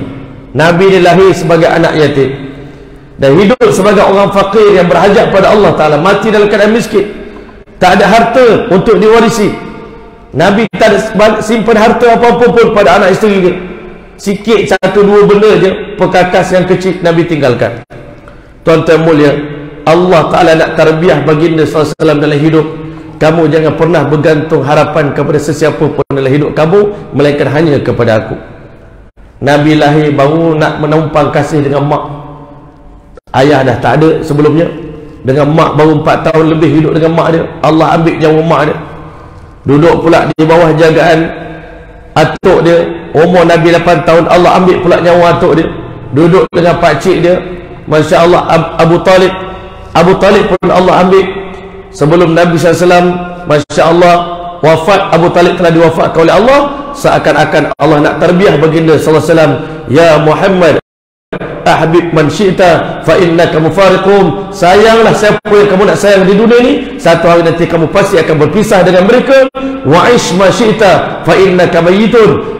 Hiduplah lama mana kamu nak hidup, kamu pasti akan mati. Tarbiyah yang ketiga Allah ajar pada Nabi kita sallallahu alaihi wasallam. Sebelum jadi Rasul, Allah latih Nabi kita jadi pengembala kambing. Masya Allah. Semua Nabi-Nabi pengembala kambing. Semua Nabi-Nabi pakai tongkat. Kita ini takut nak pakai tongkat. Semua Nabi-Nabi, sunnah para Nabi kecil-kecil, semua Nabi-Nabi sebelum umur 40 tahun bela kambing. Sebab Allah nak tarbiyah sabar dan tahammul para Nabi. Nabi-Nabi ni kena sabar yang tinggi. Nak berdakwah tak boleh melenting, tak boleh meletup. Sabar dengan kerenah anak didik kita. Yang buruk ke yang baik ke semua kena terima. Jangan ambil yang baik saja, yang buruk pun kita kena ambil. Didik mereka sampai pandai. Nak ini tuan-tuan, nak dapat sifat ini, tuan-tuan memerlukan orang kata kemahiran ataupun pengalaman mengembala kambing. Masya Allah. Bela kambing ni hati jadi lembut. Masya Allah. Hati jadi lembut. Kita tengok orang tak jadi nak marah. Masya Allah. Nabi-Nabi semua dididik oleh Allah Ta'ala. Bayangkan Nabi mula start bela kambing pada usia 4 tahun tuan-tuan. Kalau anak kita berani ke kita bagi dia jaga kambing umur 4 tahun tuan-tuan? Kita tak tergamak, anak kita kecil sangat. Tetapi Nabi kita SAW bela kambing, ambil upah daripada orang lain juga untuk jaga kambing. Masya Allah. Kambing pun dengar cakap Nabi, kan? Nabi, kambing pun sayang pada Nabi. Allahu Akbar, bersera dengan Nabi. Dan kambing itu cepat berkembang membiak. Masya Allah. Dan seterusnya tuan-tuan dan rahmatullah, Nabi kita SAW masa kecil lagi Allah Ta'ala bagi dia pengalaman belajar bahasa Arab. Masya Allah. Kita hari ini nak berdakwah, bahasa ni penting. Bahasa pula bukan biasa-biasa. Pendakwah ni kena bahasa yang sedap bercakap. Masya Allah. Sastra yang tinggi. Lalu Allah telah hantar baginda SAW bersekolah di kabilah Bani Bakar di perkampungan Halimatus Sa'diyah. Masya Allah. Sebab itu Nabi bangga, bahasa Arab saya ni bukan bahasa Arab biasa, bahasa Arab kabilah Bani Bakar. Sebab itu Nabi-Nabi berdakwah menggunakan bilisan Nabi kita SAW, bilisan Arabi mubin, bahasa Arab yang paling nyata sekali, yang paling jelas. Sebab itu bahasa Nabi ni jawami'ul kalim, pendek kata-kata Nabi, tapi makna dia nak tafsirkan, Masya Allah, begitu luas sekali makna baginda Muhammad SAW. Ya, Masya Allah. Sebab itulah hari ini, Masya Allah, ini semua iktibar pada kita, pelajaran pada kita. Kalau kita nak jadi pendakwah pun, kita kena menguasai bahasa, banyak bahasa.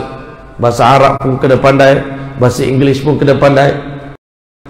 Hari ini kalau kita nak dakwah pada orang Cina, kan, kita kena belajar bahasa Mandarin, insya-Allah Ta'ala. Nak pandai bahasa, nak dakwah pada orang India, kena belajar. Saya terfikir, kenapa aku tak belajar bahasa Tamil dulu? Ramai orang Tamil kita jumpa nak cakap Urdu tak ngam. Kalau cakap Urdu cepat je. Jumpa orang Bangla cakap bahasa Bangla. Manusia ni dia akan cepat tertarik bila kita bercakap dengan bahasa dia. Nabi jumpa satu kabilah, Nabi nak dakwah dia, bahasa tu semua lam dia jadi mim. Masya Allah. Jadi bahasa tu, bahasa dipanggil akalunil bararis, bahasa akalunil bararis. Rubbam apa tu, ada satu bahasa zaman kami belajar tu, satu kalimah bahasa orang tu, kan, birrim siyamin fim safar, kan, ada bahasa tu dia ada, saya lupa dia punya ayat dia. Nabi ajuk bahasa orang tu, nak bagi orang tu seronok mesra dengan Nabi. Sebab itu kita dalam berdakwah ni, kalau boleh kita biar bahasa kita ni fleksibel. Pergi Kelantan, kita cakap orang Kelantan, orang Kelantan suka. Masya Allah, Maulana boleh kecek Kelantan? Boleh. Pergi Penang, Masya Allah, kita cakap utara pula, kan? Sebab cakap utara, Masya Allah, Maulana kadang-kadang kami dengar cakap utara. Itu boleh saya pergi Penang. Seorang akak tu diperasan, saya dengar, saya perasan Maulana ni. Saya perasan ustaz ni kalau dia duduk di utara, dia akan jadi dialek utara. Kalau pergi Johor, jadi orang Johor. Pergi Kelantan, jadi Kelantan. Pergi Pahang, jadi Pahang. Itu yang kita nak. Pendakwah ni dia kena fleksibel bahasa dia. Nabi SAW ni dia pun begitu. Dia belajar bahasa Arab paling fasih, tapi dalam menyampaikan dakwah deliver kalimin nas biqadri uqulihim, bercakap manusia ikut level akal mereka, level bahasa mereka. Nabi ni pandai masuk dengan orang, jadi orang selesa, masya-Allah. Lagi ganu kita cakap ganu pula. Faham tak? Insya-Allah. Jadi tuan-tuan mulia, jumpa orang Pakistan cakap Pakistan. Jumpa orang Bangla cakap Bangla. Apa ni Bangladesh macam? Dia kata, macam mana boleh tuan boleh reti bahasa Bangla macam mana? Saya pening tak faham. Dia pun confused. Tu jadi baik. Masya-Allah. Man alima lughata qaumin amina fitnatahum. Siapa yang pandai bahasa satu kaum, dia terselamat daripada tipu daya mereka. Ini belajar bahasa. Nabi kecil-kecil lagi dah belajar bahasa. Waktu itu orang Arab dia akan terfikir nak hantar anak dia kecil-kecil pergi belajar, duduk di kampung. Kita sekarang kalau hantar anak kampung tak jadi dah tuan-tuan. Orang kampung kita tak cakap bahasa yang fasih, kan? Orang kampung kita cakap lagi bahasa pelik-pelik tuan-tuan, masya-Allah. Tak boleh nak belajar bahasa. Kalau zaman dulu nak belajar bahasa, hantar ke kampung. Yang kedua, bayi ini akan jadi kuat, pengalaman dia pun banyak, jadi orang kampung, kerja pun hebat, kan? Pergaulan dia pun dahsyat. Nanti anak dia membesar sebagai seorang pemimpin. Zaman dulu nak jadi leader kena hantar ke kampung, masya-Allah. Sekarang kita orang bandar tak berani nak hantar anak kampung, tak? Knowledge mungkin tak dapat, bahasa pun tak dapat. Jadi tuan-tuan yang mulia, satu hari kita semua dah dengar ada cerita ni. Allahu Akbar. Sekumpulan wanita-wanita datang daripada kabilah Bani Sa'ad, kabilah Bani Bakar, datang daripada Taif sana, masya-Allah. Rupanya di Taif ni, dekat dengan Taif, perkampungan kabilah Bani Sa'ad. Sebab tu kalau kita tanya orang Taif, anta min wain? Ana min Taif.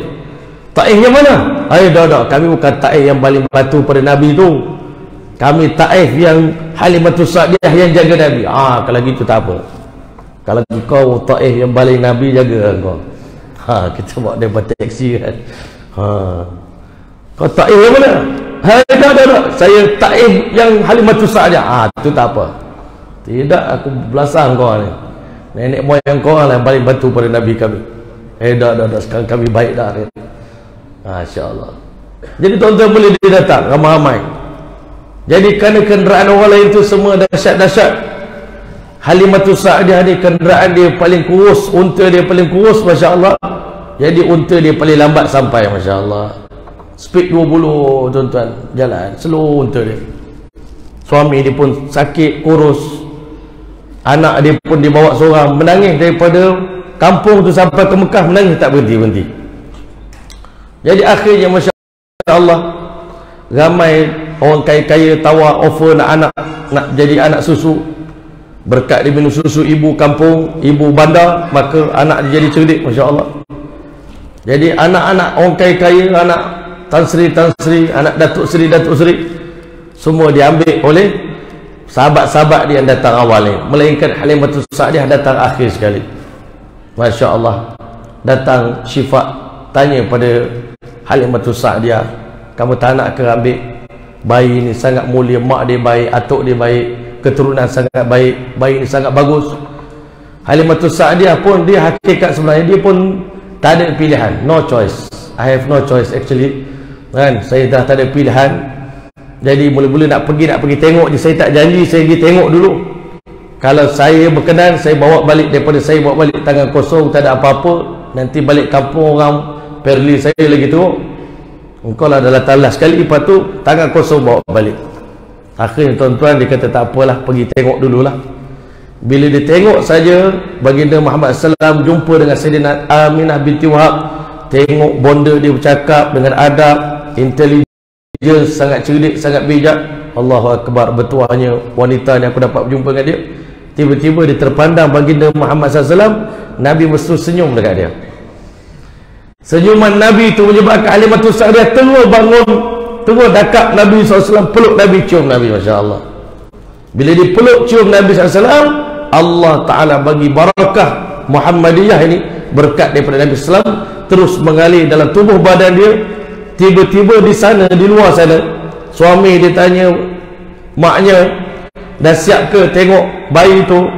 Kalau okey kita bawa balik cepat-cepat, kalau tak jangan lama-lama. Masya Allah, ayah dia cakap, Abi Kabsyah ni Masya Allah, dia cakap tiba-tiba Abi Kabsyah duduk di luar, dia rasakan badan dia yang tadinya tak berapa nak segar, tiba-tiba dia terasa mengalir aura keberkatan Nabi Muhammad dalam badan dia. Dia rasa kuat. Tiba-tiba unta yang di luar sana pun tadi kurus kering jadi gemuk, tiba-tiba telah keluar susu menitik-nitik daripada puting susu. Masya Allah, ayah dia pun Masya Allah beritahu betapa barakahnya bayi yang kita nak ambil ini. Cepat-cepat maknya kita bawa balik bayi ini, mudah-mudahan kita beruntung, kita bertuah. Masya Allah, ayah dia peluk Nabi Muhammad, mak dia peluk Nabi Muhammad SAW. Tiba-tiba Masya Allah, Nabi SAW langsung nak menyusu daripada Halimatus Sa'diyah. Menyusu sebelah sini, nak bagi sebelah sini dia tak mau. Ini untuk adik susu dia. Begitu akhlak baginda sallallahu alaihi wasallam. Allahu Akbar. Sampai ulama kata dalam perjalanan nak pulang tu, unta Halimatus Sa'diyah berada dalam kondisi yang sangat sihat dan sangat kuat. Masya Allah. Akhirnya telah memotong segala unta-unta yang lain. Masya Allah. Semua orang kata Halimatus Sa'diyah telah mendahului kita. Kita telah buat pilihan yang salah. Kita ni semua mata duitan. Tengok anak orang kaya cepat-cepat nak ambil. Kita dapatlah berapa ribu sebulan orang bayar gaji kat kita, upah dekat kita. Tetapi Halimatus Sa'diyah ternyata lebih bijak daripada kita. Dia ambil bayi tanpa upah apa-apa pun. Abdul Muttalib kata, nak ambil cucu saya ambil lah, kami tak mampu nak bayar upah. Walaupun Abdul Muttalib seorang kaya, seluruh harta dia diinfakkan untuk pembangunan Masjidil Haram. Masya Allah. Jadi tuan-tuan mulia, dibawa lah sampai di kampung Halimatus Sa'diyah. Tadi suasana yang begitu panas, kemarau, tanaman di semua dah mati. Tiba-tiba yang mati jadi menghijau. Masya Allah. Anak-anak dia yang sakit dalam rumah semua jadi sihat. Rumah dipenuhi dengan keberkatan. Inilah ulama kata keberkatan baginda Muhammad SAW. Daripada kecil lagi Allah dah bagi keberkatan, sehingga seluruh penduduk kampung kata kita lah buat keputusan salah, kita dah rugi. Halimatus Sa'diyah menjadi keluarga sangat kaya selepas pada itu. Rumah dia dipenuhi dengan makanan, rumah dia dipenuhi dengan minuman. Masya Allah. Sampai akhirnya tahap orang kampung dikata, kita dia nak dapat berkat 100% tak dapat, tapi kita minta Halimatus Sa'diyah tumpangkan kambing kita makan sama-sama dengan kambing Halimatus Sa'diyah. Sentuh padam pun tak apa, kok dapat jadi gemuk juga kambing kita. Tapi rupanya Allah telah tak bagi. Agama ni jangan jual mahal tuan-tuan. Kabilah itu jual mahal dengan agama, dengan Nabi. Akhirnya Allah Ta'ala mahrumkan mereka daripada keberkatan Nabi Muhammad SAW. Orang Mekah nak tunjuk action dengan Nabi, tolak Nabi. Allah kata tak apa, tolak Nabi aku. Tapi orang Madinah dapat untung tuan-tuan. Agama jangan tolak. Orang datang offer kita kebaikan, terus kita terima. Orang Madinah Nabi offerkan agama, terus terima. Tapi orang Mekah bertangguh-tangguh. Sebab itu Allah bagi syaraf kepada orang Madinah tuan-tuan, kemuliaan pada orang Madinah. Jadi tuan-tuan mulia, sehinggalah pada satu hari Nabi SAW keluar bermain dengan adik-beradik dia. Tiba-tiba Allah Ta'ala hantar sekumpulan malaikat termasuk Jibril AS datang untuk cuci dada baginda Muhammad SAW. Ulama kata nabi-nabi lain jenuh berdoa pada Allah. Nabi Musa AS nak berdakwah pada Fir'aun, ketar-ketar tuan-tuan. Rabbi syarah li sadri wa yassir li amri wahlul 'uqdatam min lisani yafqahu qawli. Semua kita ni amal doa Nabi Musa AS, minta lapang dada. Masya Allah. Anak-anak perisa, ustaz, bagi lapang dada, ajarlah doa, bacalah doa itu. Rabbi syarah li sadri wa yassir li amri, lapangkanlah dadaku, mudahkan urusanku. Wahlul 'uqdatam min lisani, buang, rungkaikan ikatan pada lidah aku ni, supaya orang mendengar boleh faham apa yang kita sampaikan. Tapi ulama kata untuk Rasulullah SAW tanpa berdoa, Allah kata alam nasyrah laka sadrak, bukankah kami yang melapangkan dada kamu? Allah hantar malaikat beberapa kali untuk basuh cuci dada baginda Muhammad SAW sebelum jadi Nabi, selepas jadi Nabi. Dada Nabi dibersihkan oleh Allah supaya Nabi nampak kebesaran Allah Ta'ala dan nampak keajaiban kudratullah, nampak kehebatan Allah Ta'ala. Kecil-kecil lagi dada Nabi telah ditangkap, Nabi telah dibaringkan oleh Jibril AS, dada Nabi telah dibelah, dikeluarkan segala kotoran, dibasuh dada Nabi dengan air Zam-Zam, dimasukkan iman hikmah dalam dada baginda Muhammad sallallahu alaihi wasallam. Kecil-kecil lagi Allah Ta'ala dah muliakan baginda sallallahu alaihi wasallam, dibersihkan hati Nabi daripada kotoran syaitan, daripada segala hawa nafsu punya keinginan, dibuang segala kotoran. Hati Nabi SAW menjadi insan yang maksum, yang suci, dan tak pernah terlintas dalam hati Nabi nak buat kesalahan dan dosa. Nabi kata zaman remaja aku tak pernah teringin pun nak buat dosa, melainkan 2 kali. Dia kata satu hari penat jaga kambing, dia cakap kat member dia, boleh tak tahu malam ni saya nak pergi lepak dengan kawan-kawan tempat minum kopi, jadi saya nak lepak-lepak je lah dengan dia orang, bukan buat apa pun. Masya Allah, dia pun bagi kawan dia jaga kambing. Malam tu dia pergi tempat orang lepak. Masya Allah, macam kita pergi kedai mamak je tuan-tuan kan, tempat minum teh. Tapi baru je ada majlis hiburan, orang nak menyanyi, baru nak start, tiba-tiba Allah bagi mengantuk pada Nabi, terus tertidur sampai ke pagi. 2 kali Nabi kata memang Allah lindung Nabi kita SAW. Tak ada langsung keinginan nak buat maksiat, dan bila Nabi nak buat je, Allah telah lindungi Nabi kita SAW. Semoga Allah juga lindung anak-anak kita daripada maksiat cucu-cucu kita kan, dengan perlindungan daripada Allah Subhanahu Wa Taala. Lepas daripada itu, Masya Allah, Halimatus Sa'diyah kata, saya tak berani lagi puan nak jaga anak puan ni, takut nanti tengah-tengah berlaku apa-apa dan waktu jagaan saya. Akhirnya dipulangkan kembali kepada baginda Muhammad sallallahu alaihi wasallam, kepada bonda dia Aminah binti Wahab. Dan dalam perjalanan balik daripada Madinah, tiba-tiba dia abuak, Allah Ta'ala ambil, Masya Allah, nyawa bonda kesayangan Nabi sallallahu alaihi wasallam. Masya Allah, sedihnya Nabi masa tu masih kecil lagi, mak dah mati kan. Kami pun sempat pergi ke Abuak, Masya Allah, tempat di mana dimakamkan Sayyidatina Aminah binti Wahab. Masya Allah. Tapi orang Arab tak bagi kita tengok. Buat apa pergi? Kubur musyrikin, kata. Orang syirik pada Allah Ta'ala. Sedangkan mereka ni adalah Ahlul Fatrah, Ahlul Fitrah. Mak ayah Nabi ni, dia mati sebelum Nabi diangkat menjadi Rasul. Mereka ni termasuk Ahlul Fitrah. Ahlul Fitrah ni ataupun Ahlul Fatrah, mereka yang meninggal dunia pada saat Allah Ta'ala tidak hantar Nabi dan Rasul. Allah berjanji dalam Quran, wa ma kunna mu'adzibin hatta nab'atha rasulah. Kami tak akan hantar, kami tak akan azab mana-mana manusia selagi kami tidak hantar Rasul kepada mereka. Jadi mereka ni 600 tahun tak ada Rasul. Mereka yang hidup di zaman itu, mereka nanti di hari kiamat apa akan dibuat? Allah Ta'ala akan test keimanan mereka. Allah perintahkan mereka masuk neraka, kata ulama. Yang taat, yang ikut cakap Allah Ta'ala, diikut masuk neraka waktu itu, maka mereka inilah di kalangan orang yang akan dimasukkan ke dalam syurga. Yang tak nak ikut perintah Allah pada hari itu, mereka akan dimasukkan oleh Allah ke dalam neraka Allah Ta'ala. Itu cara kaedah Allah Ta'ala akan memberikan kepada mereka ini. Dan boleh jadi juga Allah Ta'ala tempatkan mereka di A'raf, tempat di antara syurga dan neraka, sebelum Allah Ta'ala masukkan mereka ke dalam syurga. Dan kita berbesar harapan mak ayah Nabi SAW akan dimasukkan oleh Allah Ta'ala ke dalam syurga dengan rahmat daripada Allah Ta'ala. Walaupun mungkin ada hadis sahih yang bercanggah dengan itu, tetapi kadang-kadang kita melihat mungkin ada di sana, orang kata, di sisi Allah Ta'ala ketetapan-ketetapan yang kita tak tahu. Kita selaku hamba Allah Ta'ala, kita boleh cakap macam-macam, tapi Allah Ta'ala juga dia berkuasa atas segala ciptaan dia, dan dia adalah yang maha pengasih, yang maha penyayang. Dia tak akan biarkan Nabi dalam kesedihan. Dia pasti, kalau kita pun akan dihiburkan oleh Allah Ta'ala, Nabi SAW pun akan juga dihiburkan oleh Allah Ta'ala dalam syurga nanti. Itu serahlah pada Allah Ta'ala.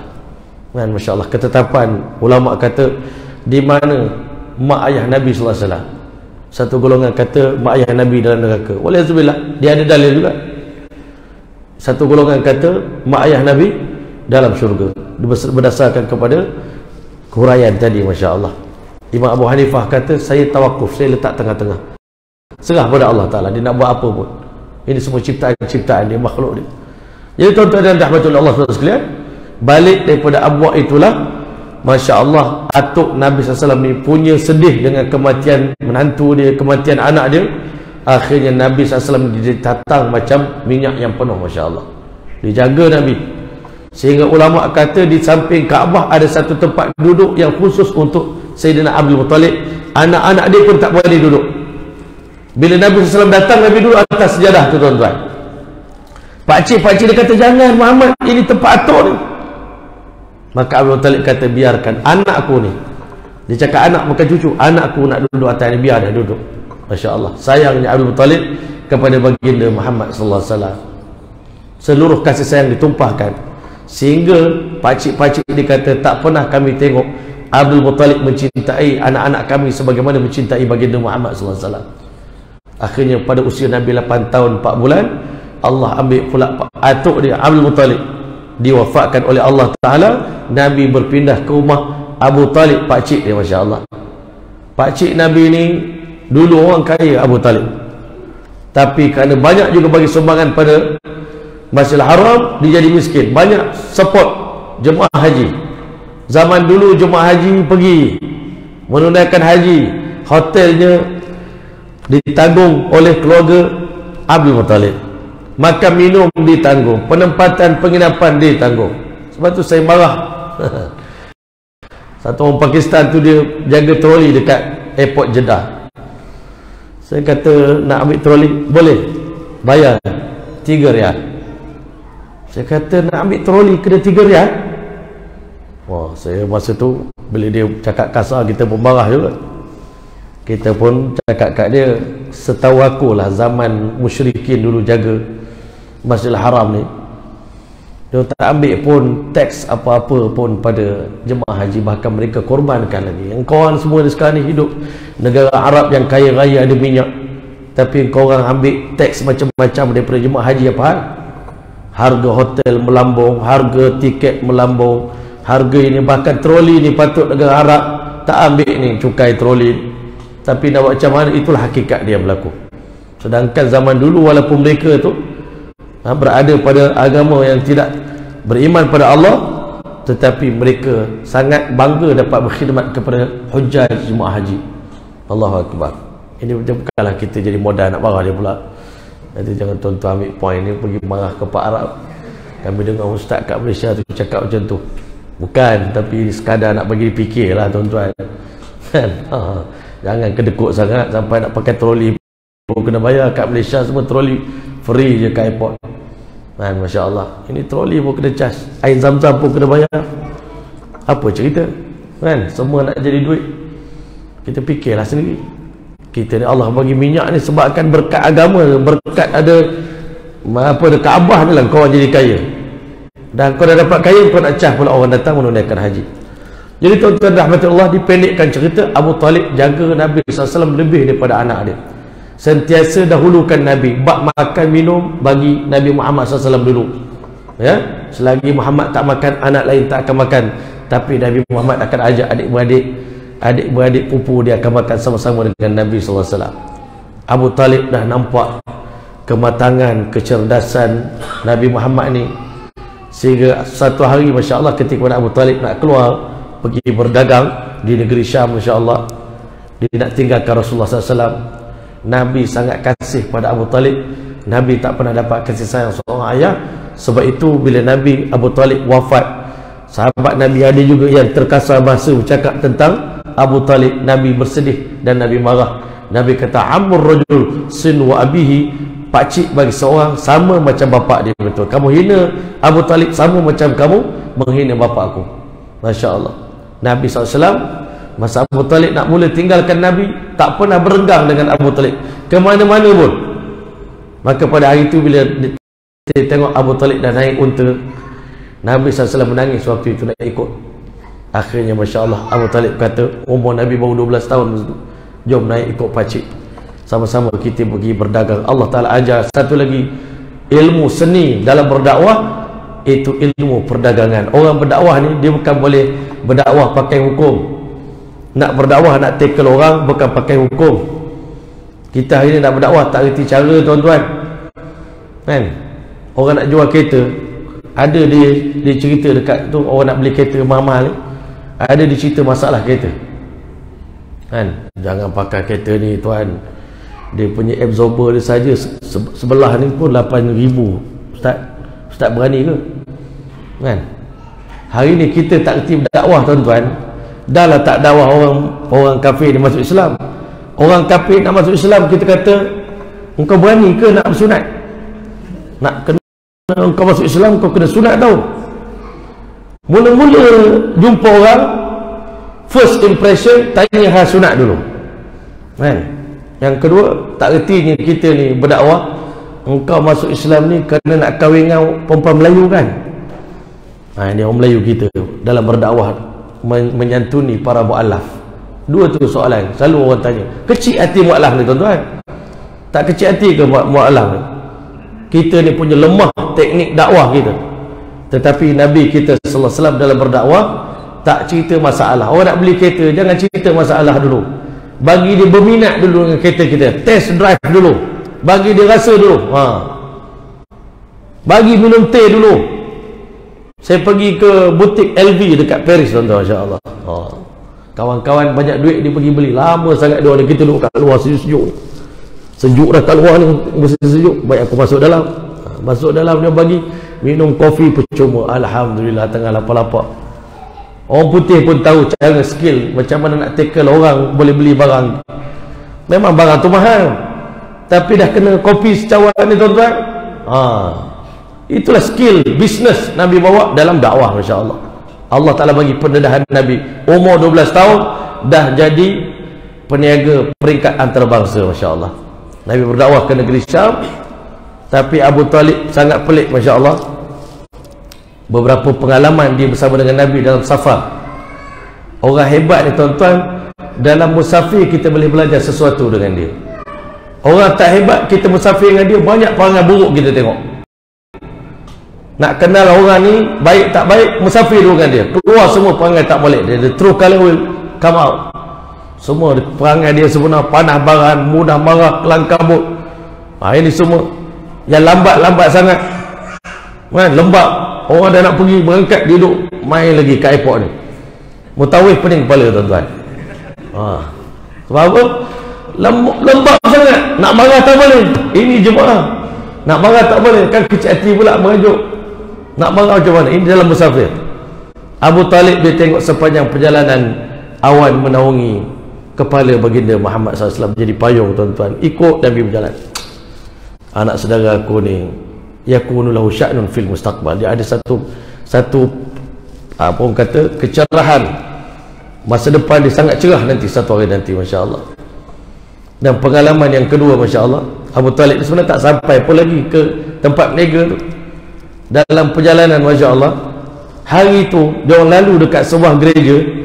Selama ke ni gereja tu buat tak tahu, buat tak pandang, buat tak kenal je orang Arab ni, lalu ulang berapa banyak kafilah depan itu. Tapi hari tu, masya-Allah, penjaga gereja tu siap buat kenduri dan nak sambut semua jemaah kafilah ni. Abu Talib ni datang makan di gereja dia. Ini pelik dia, masya-Allah. Sebab apa? Hari tu dia nak tengok budak yang dinamakan calon Nabi akhir zaman tu, kami dikhabarkan, dimaklumkan ada dalam kafilah ini, masya-Allah. Maka kebetulan Nabi masih budak-budak masa tu, disuruh Nabi ni jaga unta. Yang lain pakcik-pakcik semua VIP ni, masya-Allah kan, buzurgo ni semua dipanggil masuk duduk dalam makan dalam gereja itu. Sambil-sambil makan dia perhati muka seorang-seorang. Tak ada seorang pun muka Nabi ni kan, cahaya nubuah seorang pun tak ada. Yang kami tengok muka gelap-gelap ada lah kan, muka penyamun, muka perompak semua ada ni kan, tapi muka Nabi tak nampak. Dia kata semua ke dah ada ni kan. Dia pula tanya, sampai Abu Talib pun pelik, apa hal pula engkau ni? Selama ni kami lalu sini tak pernah offer makan, tak pernah offer air sejuk pun tak pernah offer.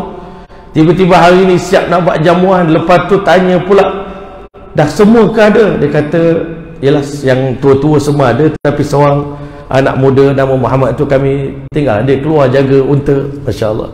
Dia kata boleh panggil dia tak? Panggillah. Nabi SAW masuk dalam gereja. Bila dia tengok, wallahi haza, Inilah anak muda yang dijanjikan oleh Allah dalam kitab Taurat, dalam kitab Injil, dalam kitab Zabur. Wahai Abu Talib, aku merayu kepada kamu, bawa balik segera anak kamu sekarang balik ke rumah dia. Masya Allah, itu di Buhairah. Tuan-tuan yang mulia, tolong bawa balik anak kamu ni, anak saudara kamu ni, bawa balik ke Mekah sekarang juga. Jangan teruskan bisnes ini, kerana saya dapat tahu Yahudi dan Nasrani di seluruh dunia sedang mencari dan nak bunuh dia. Masya Allah. Akhirnya Abu Talib kata tak jadilah, bawa balik Nabi SAW. Balik daripada itu bertambah lagi ta'zim Abu Talib kepada Nabi Muhammad SAW. Sebab itu bila Nabi mula berdakwah, banyak mana pun orang maki Nabi, banyak mana pun orang serang Nabi, tohmah Nabi, Abu Talib tetap mempertahankan Nabi. Aku kenal siapa dia sepanjang aku membela Nabi Muhammad SAW. Memang dia adalah satu anak muda yang bakal menjadi seorang Rasul. Cuma Abu Talib mati tanpa hidayah daripada Allah Ta'ala. Itulah hebatnya Nabi kita. Masih kecil lagi tuan-tuan, lagi dah besar, lagi besar. Dekat Nabi SAW nak ditabal menjadi Rasul, menjelang umur 40 tahun. Di mana Nabi berjalan, Nabi terdengar orang bagi salam pada dia. Assalamualaikum ya Rasulullah, Assalamualaikum ya Habibullah. Bila Nabi pandang ke belakang, tak nampak, tak ada orang. Itu Nabi banyak mengalami peristiwa itu tuan-tuan. Di setiap tempat Nabi pergi, rupanya batu bagi salam pada Nabi, pokok bagi salam pada Nabi, binatang-binatang bagi salam pada baginda Muhammad SAW. Assalamualaikum ya Rasulullah. Kita hari ini kedekut nak bagi salam pada Nabi, padahal kita ada hubungan khusus dengan Nabi, tapi kita berkira nak selawat pada Nabi berapa ya? 1,000, 2,000, 3,000. Tak payah tuan-tuan, selawat sebanyak-banyaknya. Allah kata wa taslima, sallu alaihi wasallimu taslima, sebanyak mungkin, seluruh hayat kamu. Masya Allah. Seorang sahabat tanya, ya Rasulullah, berapa banyak aku nak selawat pada kamu? Masya Allah. Dia kata suku masa aku boleh juga, kata Nabi. Kalau lebih pada itu lebih baik. Separuh masa sangat baik, tapi kalau tambah lagi lebih baik. Seluruh masa ya Rasulullah, aku nak jadikan seluruhnya selawat kepada kamu. Kata Nabi, kalau begitu Allah Ta'ala akan angkat segala musibah daripada kamu. Allah ampunkan seluruh dosa kamu berkat selawat kepada baginda sallallahu alaihi wasallam. Allah Ta'ala akan yaghfir dzambak wa yakfi hammak. Allah Ta'ala ampun dosa kamu dan Allah Ta'ala hilangkan segala kesedihan di hati kamu berkat selawat kepada Nabi sallallahu alaihi wasallam. Allah muliakan kita. Kita selawat kepada Nabi sekali, Allah selawat kepada kita 10 kali tuan-tuan. Besar selawat daripada Allah kepada kita. Bila Allah selawat sekali saja, tak akan ada musibah malapetaka menimpa kita sekali. Tapi Allah selawat 10 kali. Pada setiap kali kita selawat kepada baginda sallallahu alaihi wasallam. Menjelang waktu nak jadi Nabi, Nabi sallallahu alaihi wasallam senantiasa didatangi oleh mimpi-mimpi yang benar, seperti mana falak waktu pagi, Masya Allah, seperti nampak cahaya macam waktu pagi. Masya Allah. Nabi dah mula dinampakkan dengan benda-benda yang pelik. Masya Allah. Berbulan-bulan Nabi beruzlah, bawa diri ke, Masya Allah, Gua Hira. Abu Bakar dah mula pelik, Nabi Muhammad dah mula banyak menyendiri. Ulama kata berkat kita bersendiri, Allah bagi kita otak kita boleh berfikir, bertafakur. Berkat tafakur Allah bagi hikmah, Allah buka pintu hikmah, wisdom Allah bagi pada baginda Muhammad SAW. Banyak benda Nabi dapat bila Nabi bersendirian. Masya Allah. Duduk beruzlah dalam Gua Hira berbulan-bulan lamanya. Isteri Nabi Siti Khadijah masa itu, Masya Allah, ditakdirkan pada usia Nabi masuk umur 25 tahun, Allah Ta'ala kawinkan dengan Nabi dengan Siti Khadijah radhiyallahu ta'ala, seorang wanita jutawan, hartawan. Dikatakan 2/3 daripada ekonomi Mekah adalah harta Siti Khadijah radhiyallahu ta'ala. Allah beritahu kepada Nabi sallallahu alaihi wasallam, alam yajidika yatiman fa'awa. Bukankah aku jadikan kamu anak yatim? Tapi bukan calang-calang anak yatim, anak yatim yang berjaya, anak yatim yang mulia, anak yatim yang hebat. Bagi siapa yang jadi anak yatim, Rasulullah SAW adalah penghulu bagi sekalian anak yatim. Fa'awa, Allah Ta'ala lindungi Nabi. Setiap kali matinya pelindung Nabi, datang lagi pelindung yang kedua. Matinya Abu Talib dan Khadijah, Allah hantar pula sahabat Nabi melindungi Rasulullah SAW. Nabi ada bodyguard, Talhah dengan Sayyidina Zubair, 2 orang bodyguard Nabi SAW, jaga Nabi. Allah turunkan ayat Quran, wallahu ya'asibuka minan nas. Allah akan pelihara kamu daripada kejahatan tangan manusia. Nabi kata balik, balik, tak payah lagi pada bodyguard. Sebab apa? Allah dah jaga aku. Allah yang lindung Nabi sallallahu alaihi wasallam. Wajadaka dhallan fahada. Allah dapati kamu bingung macam mana nak islahkan umat, Allah tunjuk jalan pada kamu. Wajadaka ailan fa'aghna. Sebelum ini kamu miskin, kami kayakan kamu dengan bila berkahwin dengan Siti Khadijah. Fa ammal yatima fala taqhar. Kan itu kerana kamu pernah jadi anak yatim, kamu tahu hati perasaan anak yatim. Lepas pada hari ini jangan tengking anak yatim. Wa ammas sa'ila fala tanhar. Fa ammal yatima fala taqhar. Wa ammas sa'ila fala tanhar. Kepada orang yang meminta sedekah daripada kamu, kerana kamu pernah jadi orang miskin, kalau orang miskin datang minta sedekah pada kamu, jangan bagi dia kata-kata yang menyakitkan hati mereka. Kalau tak nak bagi, qaulun ma'rufun khairum min sadaqati yatmawa adha. Percakapan yang baik lebih baik daripada bagi sedekah lepas tu ngungkit-ngungkit, maki hamun, malukan di depan orang. Buat apa? Hari ni kita banyak tahan budak-budak, kita nak malukan dia, viralkan dia dalam Facebook. Ini budak ni minta sedekah begini-begini, tak nak bagi, tak payah bagi. Tapi cakap baik-baik. Ini Allah Ta'ala didik Nabi SAW dengan akhlak dan adab. Wa amma sa'ila fala tanhar wa amma bi ni'mati rabbika fahadis. Semua nikmat yang kami bagi pada kamu, kamu cerita pada umat kamu betapa hebatnya layanan Allah kepada baginda Muhammad sallallahu alaihi wasallam. Nabi hidup dalam keadaan miskin, dalam keadaan lapar, tapi Nabi tak pernah mengeluh. Tak pernah Nabi tanya Allah, kenapa jadikan aku anak yatim ya Allah. Tak pernah mengeluh di atas nasib dia. Hari ini banyak di antara kita bila dapat nasib tak baik, kita macam-macam sangkaan yang tak baik pada Allah Ta'ala. Nabi sentiasa berhusnuzan dengan Allah, sangka baik dengan Allah. Sampailah Allah Ta'ala pilih Nabi berkahwin dengan Siti Khadijah. Allah kayakan Nabi SAW. Siti Khadijah radhiyallahu ta'ala seorang janda, sangat kaya. Hantar Nabi SAW pergi berniaga buat kali yang kedua pula Nabi pengalaman berniaga. Waktu itu Masya Allah dihantar seorang hamba bernama Aslam ikut Nabi SAW berniaga. Masya Allah, pengalaman yang sama dia tengok awan menaungi Nabi SAW sepanjang perjalanan. Dan dia pernah tengok satu pemandangan, Nabi duduk di sini, tadi bayang di sana, bayang ikut dia tempat mana Nabi duduk, dia berpindah menutupi baginda SAW daripada kepanasan matahari. Dan dia kata, benda yang aku kagum dengan Muhammad, sepanjang di perjalanan dia banyak merenung, banyak bertafakur, tak banyak buat macam perangai budak-budak muda lain. Sampai R&R, dia menari, dia berjoget, dia minum macam-macam minuman keras. Nabi Muhammad duduk seorang-seorang bersendiri, bertafakur, banyak memikirkan tentang masa depan. Maka akhirnya Nabi SAW bawa menjual barang dagangan Siti Khadijah. Dalam masa yang singkat bawa barang dagangan yang begitu melimpah ruah. Mulai daripada hari itu orang Arab sepakat menamakan Nabi kita sallallahu alaihi wasallam dengan gelaran Al-Amin. Masya Allah, orang pemegang amanah yang jujur. Orang lain bagi harta habis, Nabi Muhammad kita bagi harta, Masya Allah, harta kita bertambah di bawah jagaan baginda Muhammad SAW. Mulai daripada hari itu semua orang simpan barang amanah kepada Nabi SAW, barang berharga simpan pada Nabi dan tak hilang. Sebab itu malam Nabi nak hijrah, Nabi serahkan Sayyidina Ali pulangkan balik barang-barang itu tersebut. Masya Allah, sehingga akhirnya Allah Ta'ala pilih pada malam bulan Ramadan, malam Lailatul Qadar, Allah hantar malaikat Jibril AS dalam keheningan malam. Maka waktu itulah turunnya Jibril AS daripada langit. Sesungguhnya aku adalah Jibril AS, utusan daripada Allah Ta'ala, dihantar untuk beritahu pada kamu, sesungguhnya kamulah Nabi akhir zaman, kamu diutuskan oleh Allah sebagai rahmatan lil alamin. Maka sekarang aku nak perintahkan kepada kamu, Iqra ya Muhammad, bacalah wahai Muhammad. Nabi Muhammad kata, ma ana biqari, saya memang tak pandai, jujur saya tak pandai baca.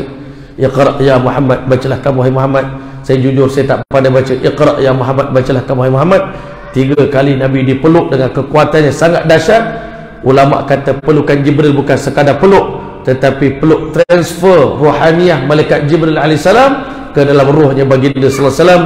Ilmunya Jibril ditransferkan dalam dada Nabi sallallahu alaihi wasallam, semangat Jibril, kekuatan Jibril alaihissalam ditransferkan ke dalam tubuh badan baginda Muhammad sallallahu alaihi wasallam. Nabi balik dalam keadaan ketakutan, menggigil, beritahu pada isteri dia, zammiluni zammiluni, selimutkan abang, selimutkan abang. Akhirnya Nabi sallallahu bangun daripada dia punya kesejukan, hilang ketakutan dengan pujukan daripada Siti Khadijah. Nabi kata, wahai Khadijah, aku sangat bimbang tentang diri aku sekarang ni. Dah banyak orang binatang-binatang bagi salam pada aku, batu-batu bagi salam pada aku. Aku tengok mimpi-mimpi yang pelik. Tiba-tiba malam ni pula Jibril AS datang. Masya Allah. Waktu itu kata Siti Khadijah, kalla wallah la yukhzika Allah abadan. Selama-lamanya Allah Ta'ala tak akan pernah hina kekanda orang sangat baik. Isteri Siti Khadijah ni tuan-tuan, contoh isteri solehah tuan-tuan.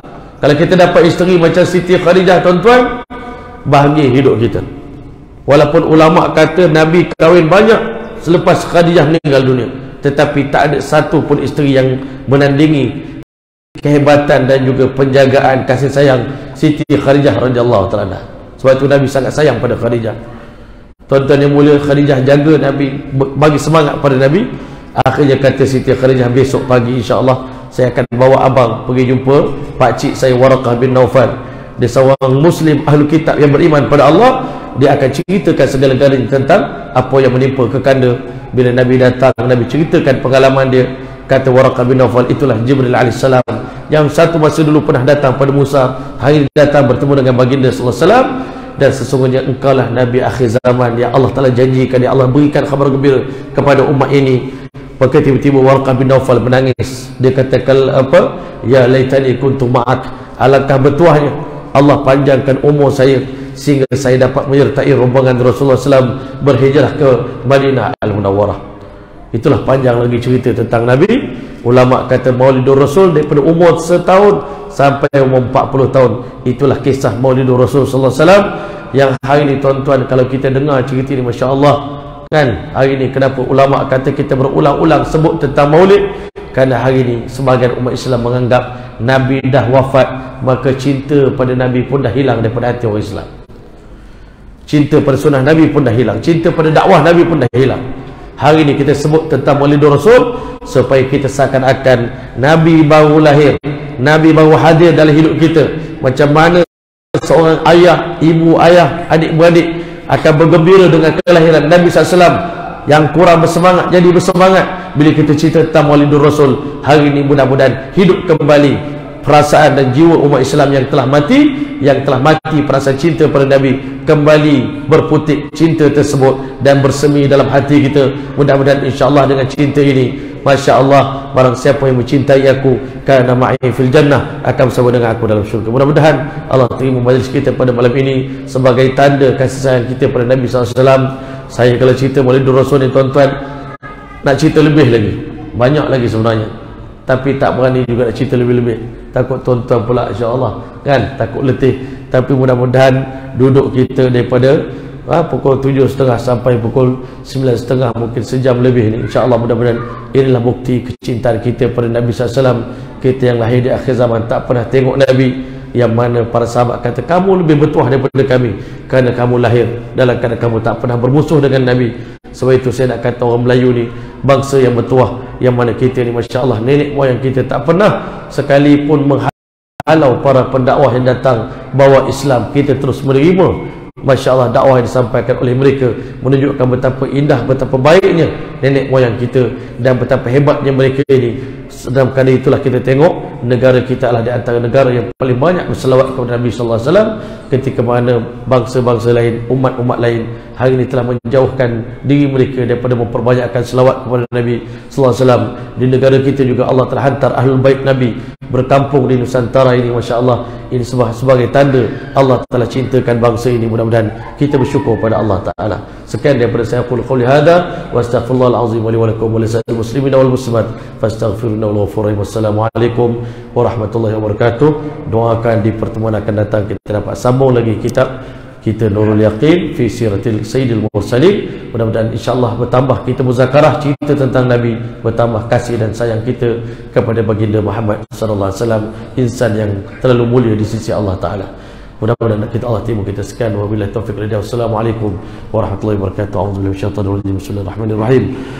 اللهم اجعل جمعنا هذا جمع مرحوما وتفرقنا من بعد تفرق معصوما ولا تجعل فينا ولا منا شقيا ولا محروما بمنك وفضلك وكرمك برحمتك يا ارحم الراحمين. اللهم جملنا بالعافيه والسلامه وحققنا بالتقوى والاستقامه واعذنا بموجبات الندامه في الحال والمآل انك على كل شيء قدير. اللهم انزله المقعد المقرب عندك يوم القيامه. اللهم ارزقنا متابعه النبي صلى الله عليه وسلم اولا واخرا وظاهرا وباطنا وقولا وفعلا وعباده وعملا صالحا. اللهم انا نسالك من خير ما سالك من وعبدك ونبيك وحبيبك محمد صلى الله عليه وسلم ونعوذ بك من شر ما استعاذك من عبدك ونبيك وحبيبك محمد صلى الله عليه وسلم وانت المستعان وعليك البلاغ ولا حول ولا قوه الا بالله العلي العظيم. اللهم جملنا بالعافيه والسلامه وحققنا بالتقوى والاستقامه واعذنا بموجبات الندامه في الحال والمال انك على كل شيء قدير. وصلى الله تعالى على خير خلق محمد وعلى اله وصحبه وسلم. سبحان ربك رب العزه عما يصفون وسلام على المرسلين الحمد لله رب العالمين. تقبل الله منكم.